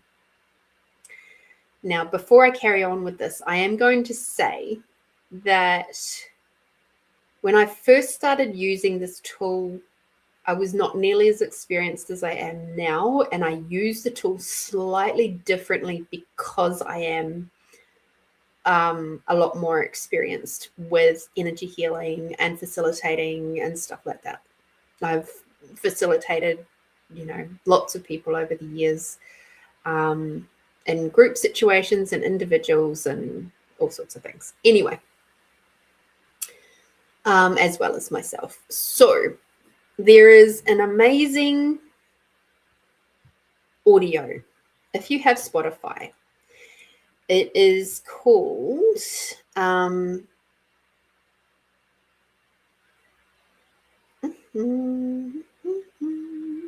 Spiritual Progress Through Regression. And it is Brian L. Weiss, Weiss.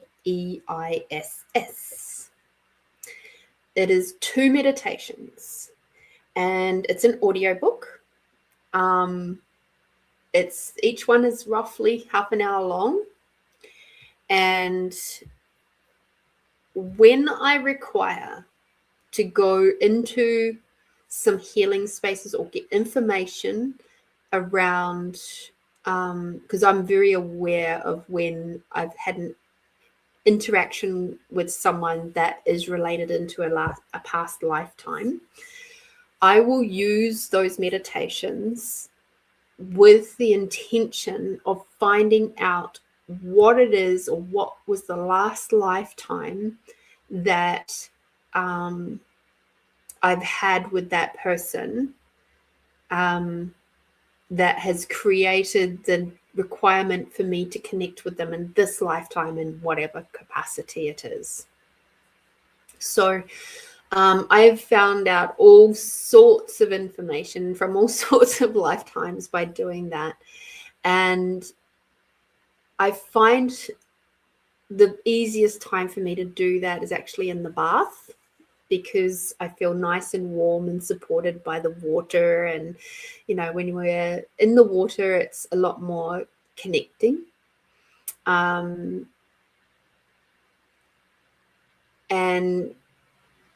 some of the lifetimes I have discovered, like there was one where I may have spoken about this before, but I will speak to it again. I was trying to figure out why I had such a addiction to food for want of a better word. And what happened in that lifetime with that regression is that I found out that in the late 1800s, I was a little boy, and I was about 4 years old. I was in England, and my family was too big and didn't have enough money, didn't have enough food to pay for me to eat. The workhouses were all full, so I couldn't go to the workhouse, and I was starving. I was like basically skin and bones, and I had tried to find myself a little space to be warm, and it was in an alleyway next to some garbage cans, and a very rich man came along and started kicking the living crap out of me, quite literally, and I died. I was so weak that him abusing me in that way was enough to make everything just shut down. So for me at that time, what happened, because I'd gone into that regression with the intention of finding out, why is this link to food so ingrained in me? What is going on here? Why can't I just break this need to have food? It's like it's so unconscious. And because I was an emotional eater, so I'd eat when I was happy, I would eat when I was sad, I'd eat when I was angry, I would I'd eat everything, anytime, anywhere, I'd just eat. And what happened with me getting that particular lifetime information is that I realized that food for me from that lifetime, the messaging, the belief system was food meant that I was safe. Food meant connection to family. Food meant I was warm. Food meant that I was loved. Food meant that I was safe and calm. And so you can imagine that with all those things sitting behind food, that any emotion come up, of course it was going to be satisfied by food if those other parts were missing. So if I wasn't feeling loved, food would help, right? If I was feeling anxious, food would help. The problem is that wasn't actually the food that I required. What I required was to give all those things, especially as an adult now, to myself. And that's where the spiritual regression work is so vital. And I know that it can be very scary doing it for you by yourself, which is why often when I do one-to-one sessions and stuff with people, I do end up doing regression work. And the things that people uncover is just absolutely astounding. And not everybody gets very super crystal clear pictures. I don't always get super clear crystal pictures in my own, but the information still comes through.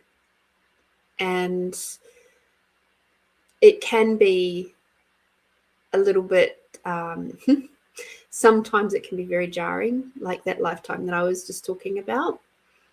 Sometimes it can be really super lovely. There was a regression that I did a little while back where I discovered that there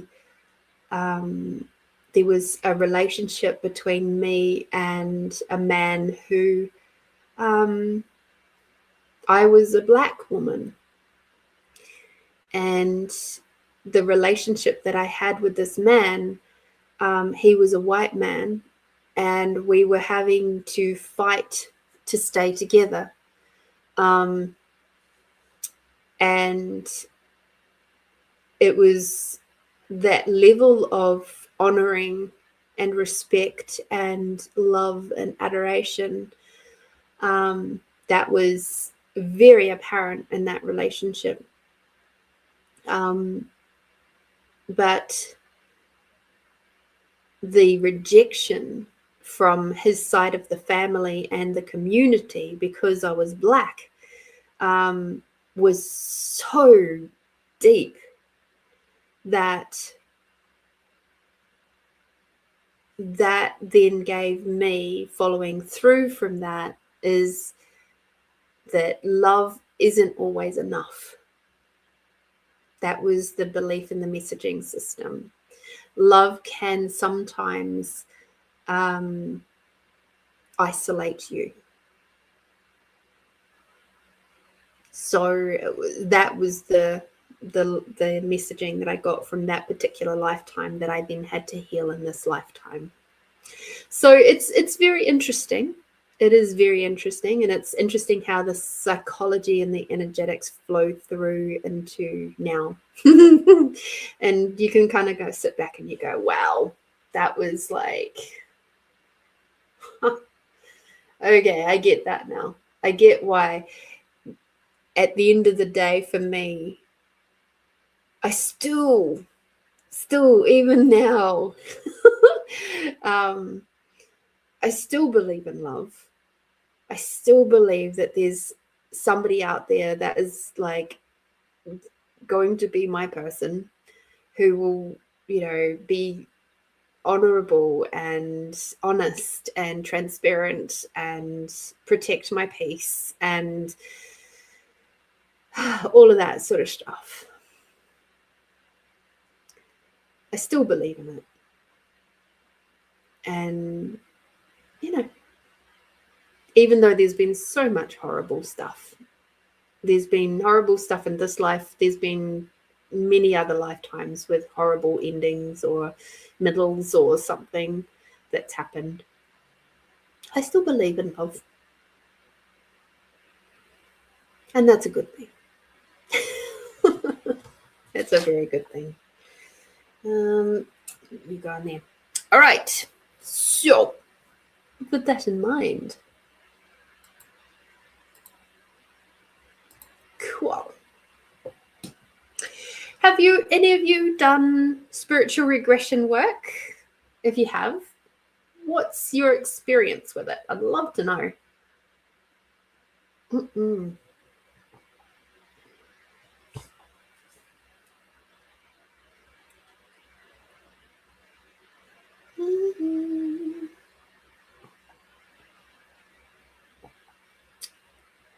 Oh, gotta love a good drink of water.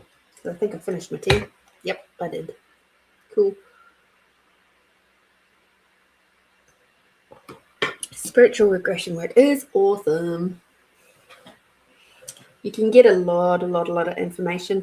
The book that meditation comes with, separate in Spotify, but when I got it back many years ago, it was a book and a CD together. And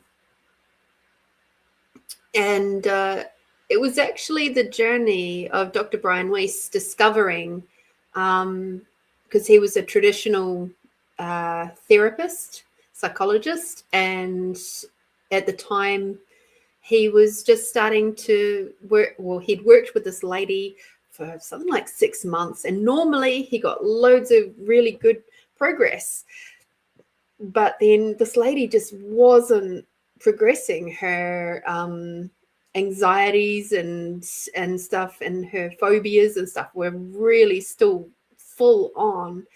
And it was at a time when hypnotherapy was just kind of starting to make a bit more of an impact into the psychological world, was the world of psychology. And so he thought, oh, well, God, we've given everything else a go. Let's give this a go. And so they did. And it turned out a lot of this lady's conditions, and she had a big, long list of them. It's a super interesting story to read. Were actually related to other lifetimes. And once she'd gone through each one and sort of found out the lessons and was able to do the healings with it, those conditions completely disappeared. The people that she, like, there was, if I remember right, it's been many years since I've read the book, but if I remember correctly, there was a guy that she was seeing that was a very toxic, narcissistic relationship. And once she found out the relationship there in a previous lifetime, she was able to just cut him loose because she realized that there was like nothing good about that one. There was some karmic stuff, if I remember rightly, that had to be worked out between them. And the biggest thing was that she had to be the one to say goodbye. She had to be the one to let him go. And that was kind of where the karmic stuff was able to just balance out. So sometimes that's all it takes.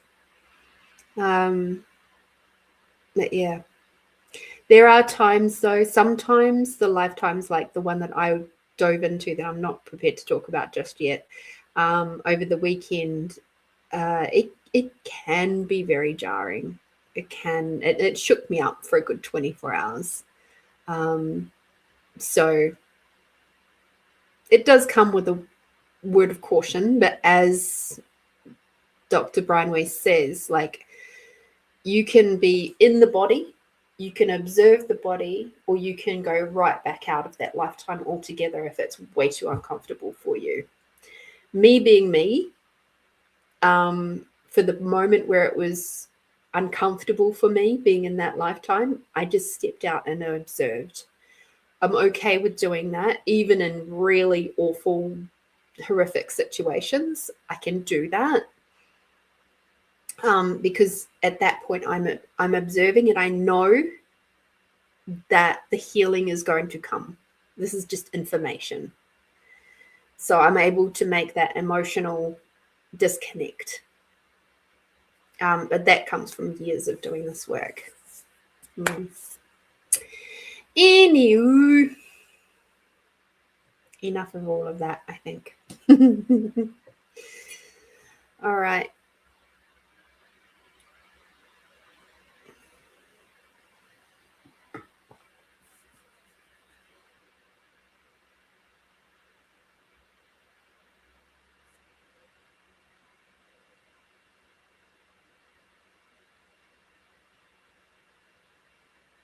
Okay. I got you. All right, let's go and do meditation now. Now we had, if we remember, the greens and the purples this week, which is, if we're looking at chakra, so that's your heart chakra, and we'll go for the crown. I'm getting a higher sense on the crown rather than the third eye. It was the crown today. So let's have a look at those two. Okay, do some connection work with those two.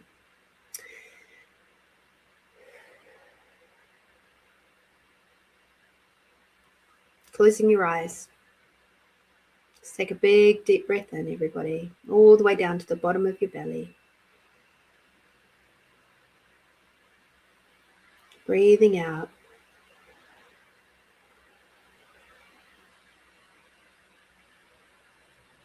As you breathe in, bring Mother Earth energy all the way up through your body.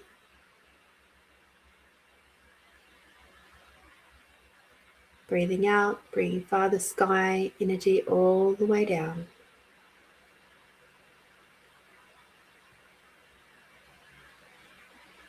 Breathing in,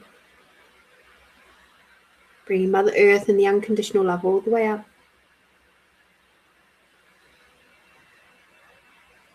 Breathing out, bringing Father Sky and the gratitude for everything and everyone all the way down. Becoming aware of your body. Becoming aware of the breath moving through your body. Become aware of your blood pumping around as it moves in your veins, in your arteries, in your organs. Become aware of all of the electricity pulses throughout your body.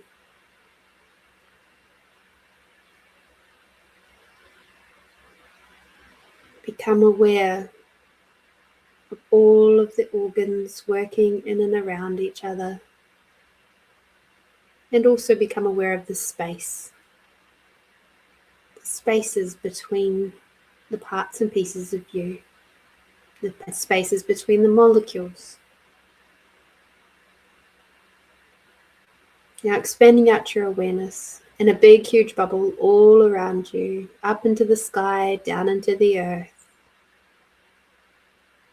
Expanding out your awareness beyond the home that you're in. Expanding out your awareness beyond the country, beyond the planet. Expanding out your awareness beyond the solar system,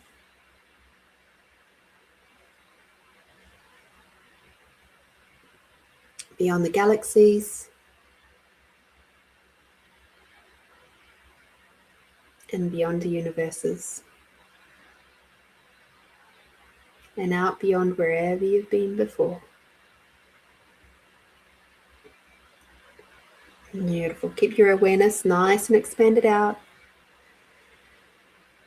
And if you're feeling a little tension across your body or your forehead, that's completely normal. Just keep working with this process. Become aware of your allowance within your body.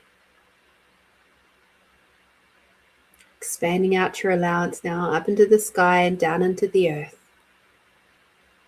Your sense of allowance takes you from being the tight, contracted little pebble at the bottom of a raging river of everybody else's thoughts, feelings, and emotions, being bashed and trashed and feeling like you're at the effect of it, and turning you into more like a big, fluffy cloud where you can see that raging river for exactly what it is. It is just energy. And you have the choice as to whether you play with that energy or not. This is by expanding out your allowance greater than your awareness, you give yourself ultimate choice. Expanding out your allowance now beyond your body, in a big bubble, up into the sky, down into the earth, expanding out your allowance greater than the planet, greater than the solar system, greater than the galaxies, greater than the universes.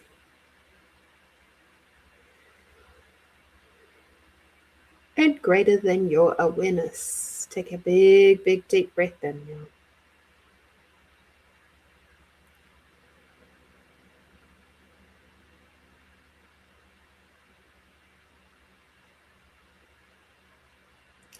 Now as you focus on your body once more, imagine that there is a big tree. Whatever tree speaks to you, and this big, big ancient tree is high, high above you, has many hundreds of years, if not thousands of years of knowledge, all flowing through every cell and molecule of the tree, from the lowest of the low roots to the tippy tops of the leaves.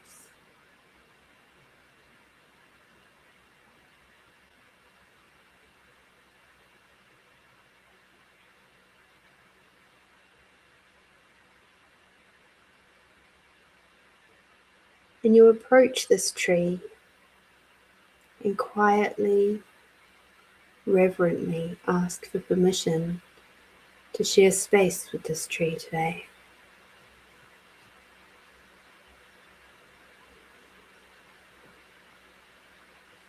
And you'll feel the warmth from the tree granting you permission. You may hear it, you may feel it, you may hear words, you might just get a sense that it's okay. Now place one or both hands onto the tree. At this point, you may like to continue to stand, or in this meditation, imagine that you're sitting down. However it is comfortable for you in this meditation to do that. And as your hands and your fingertips touch the bark,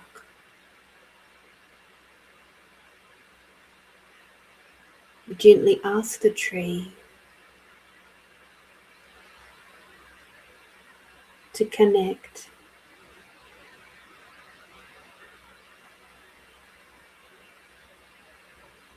And as you quietly breathe in and breathe out, the tree will start to speak with you.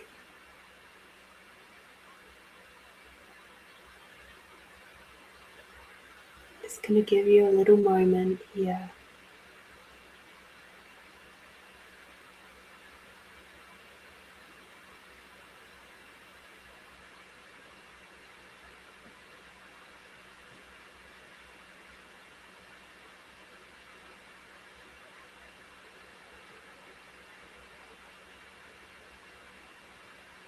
Keep breathing slowly and deeply.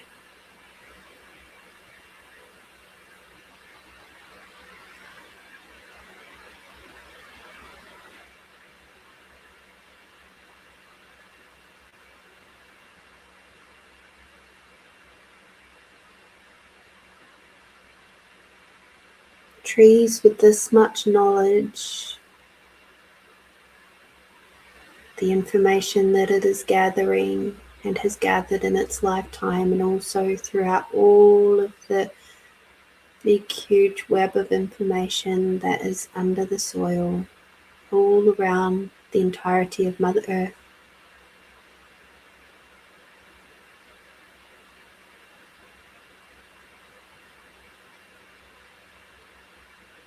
With all that information and healing and gifting, creation energy that trees have,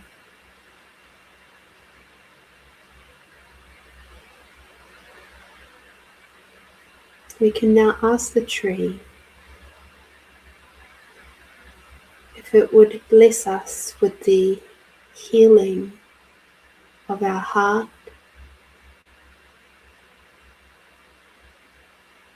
our heart space, our heart chakra, our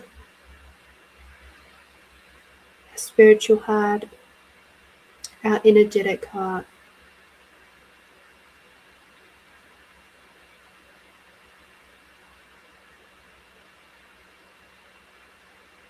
So that we may love more openly the trees, Mother Earth, each other.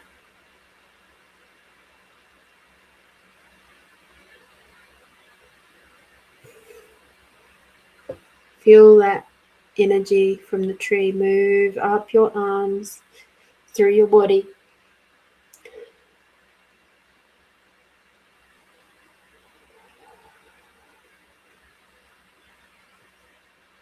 And much like the trees do with funguses and things that it doesn't wish to have, even other plants it doesn't wish to have at its base. Feel that energy, that power and that potency streaming up through the roots, through the trunk, through your arms, moving any energies, any shock, trauma and heartache, any belief systems or points of views that are no longer serving you. See it moving out of your heart space.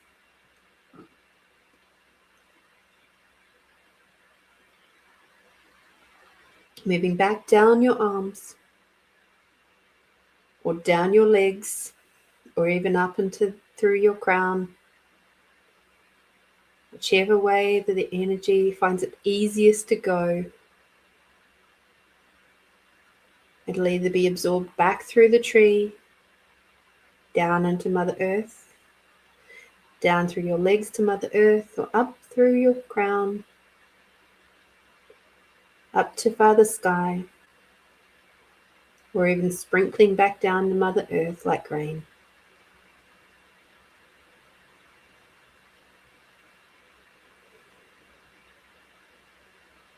Take a big deep breath in. Perceive how your chest and your heart is more open, more confident, more clear.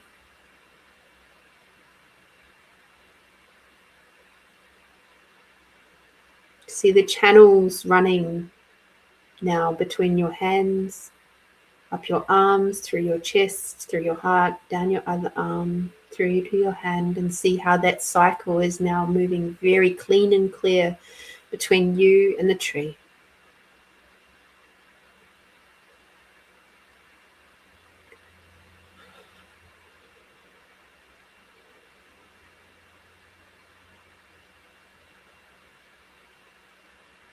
And now we're going to ask the tree to also clear away any stuck or stagnant energies, belief systems, or points of views from our crown. And as it does so, just be prepared for that big burst of energy. Keep breathing. The more you resist and react, the harder it will be. So just keep breathing, relax your muscles.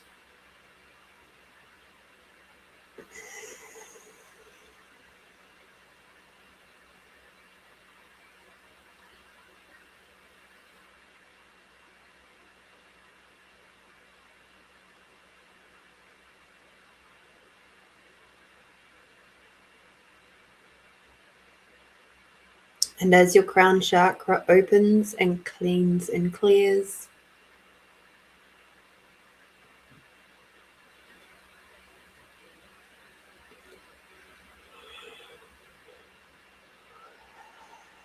you'll be able to perceive your spirit team with a lot more ease. Your intuition will be sharper now. And the trickle-on effect of that is that your third eye and your throat chakras will naturally clear, as they are like the sandwich between your heart and your crown.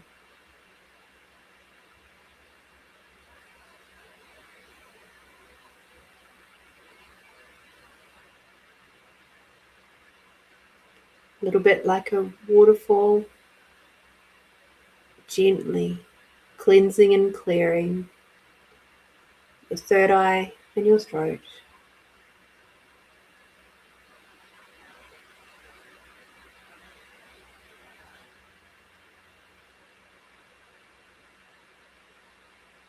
And any energies, any emotions, any thoughts, any belief systems, points of views that are no longer serving you from this lifetime, all lifetimes, dimensions, realities, and non-realities, are now leaving your system. Flowing whichever way is easiest for them. It's leaving your body now.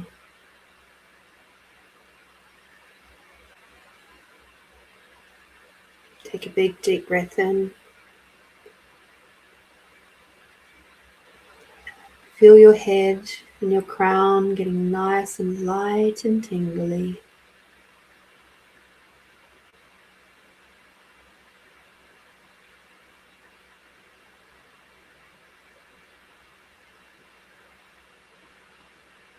And with great reverence and gratitude, we can slide our hands further around our tree, our beautiful spirit tree, as we say thank you, thank you, thank you. Knowing that the energies that have flowed back through the tree are a contribution to the tree, because Mother Earth doesn't see the energy as good or bad. It's just energy. Just like that river, it's just energy.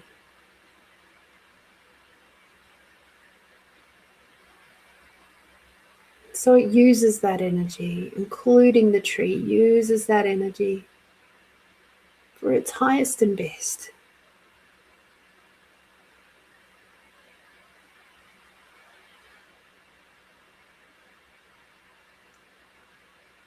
And this deep connection is a beautiful heart-opening experience for you.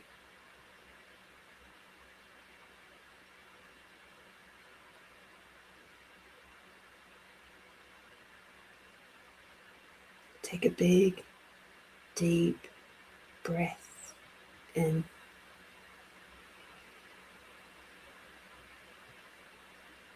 Breathe in the smell of the tree.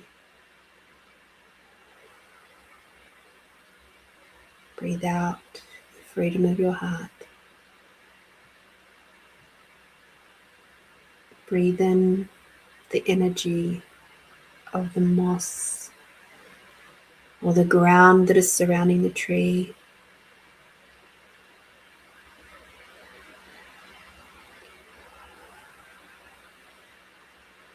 Breathe out the freedom of the crown. Breathing in the fun and the lightness of the leaves of the tree.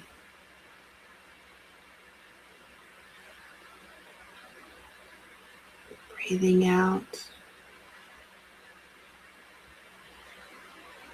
seeing the freedom of your throat and your third eye.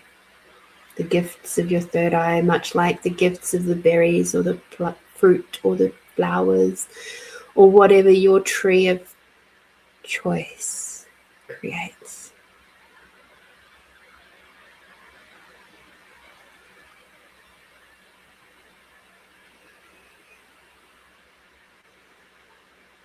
Thank you, thank you, thank you, Great Spirit Tree.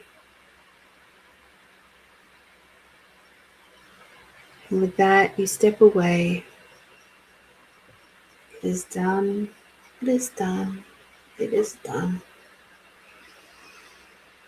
Big deep breath in, big breath out. Imagine that you're standing underneath a big beautiful waterfall. Water is flowing over your body and you feel it. You feel that connection to the water in a way that you've never felt before. It feels light and tingly across your skin. And stepping out onto the big warm river rock. And where once before you would have felt it just as a rock, you now feel the humming of the energy, a slow, gentle hum of the rock and the consciousness of the rock underneath your feet. Taking a big deep breath in, bringing Mother Earth energy all the way up. And bringing Father Sky energy all the way down. Bring Mother Earth and the unconditional love all the way up. Bringing Father Sky and the gratitude for everything and everyone all the way down.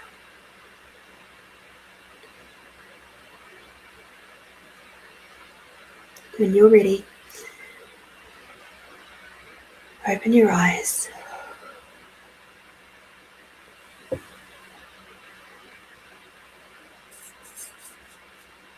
For self-care, please have some water now.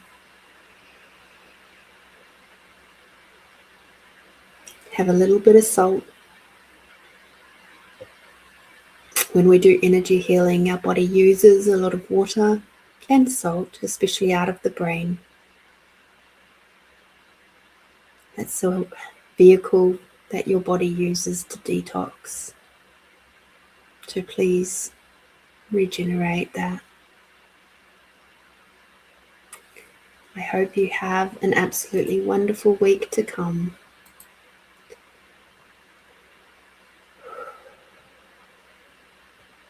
Get out there, do something tasty for yourself.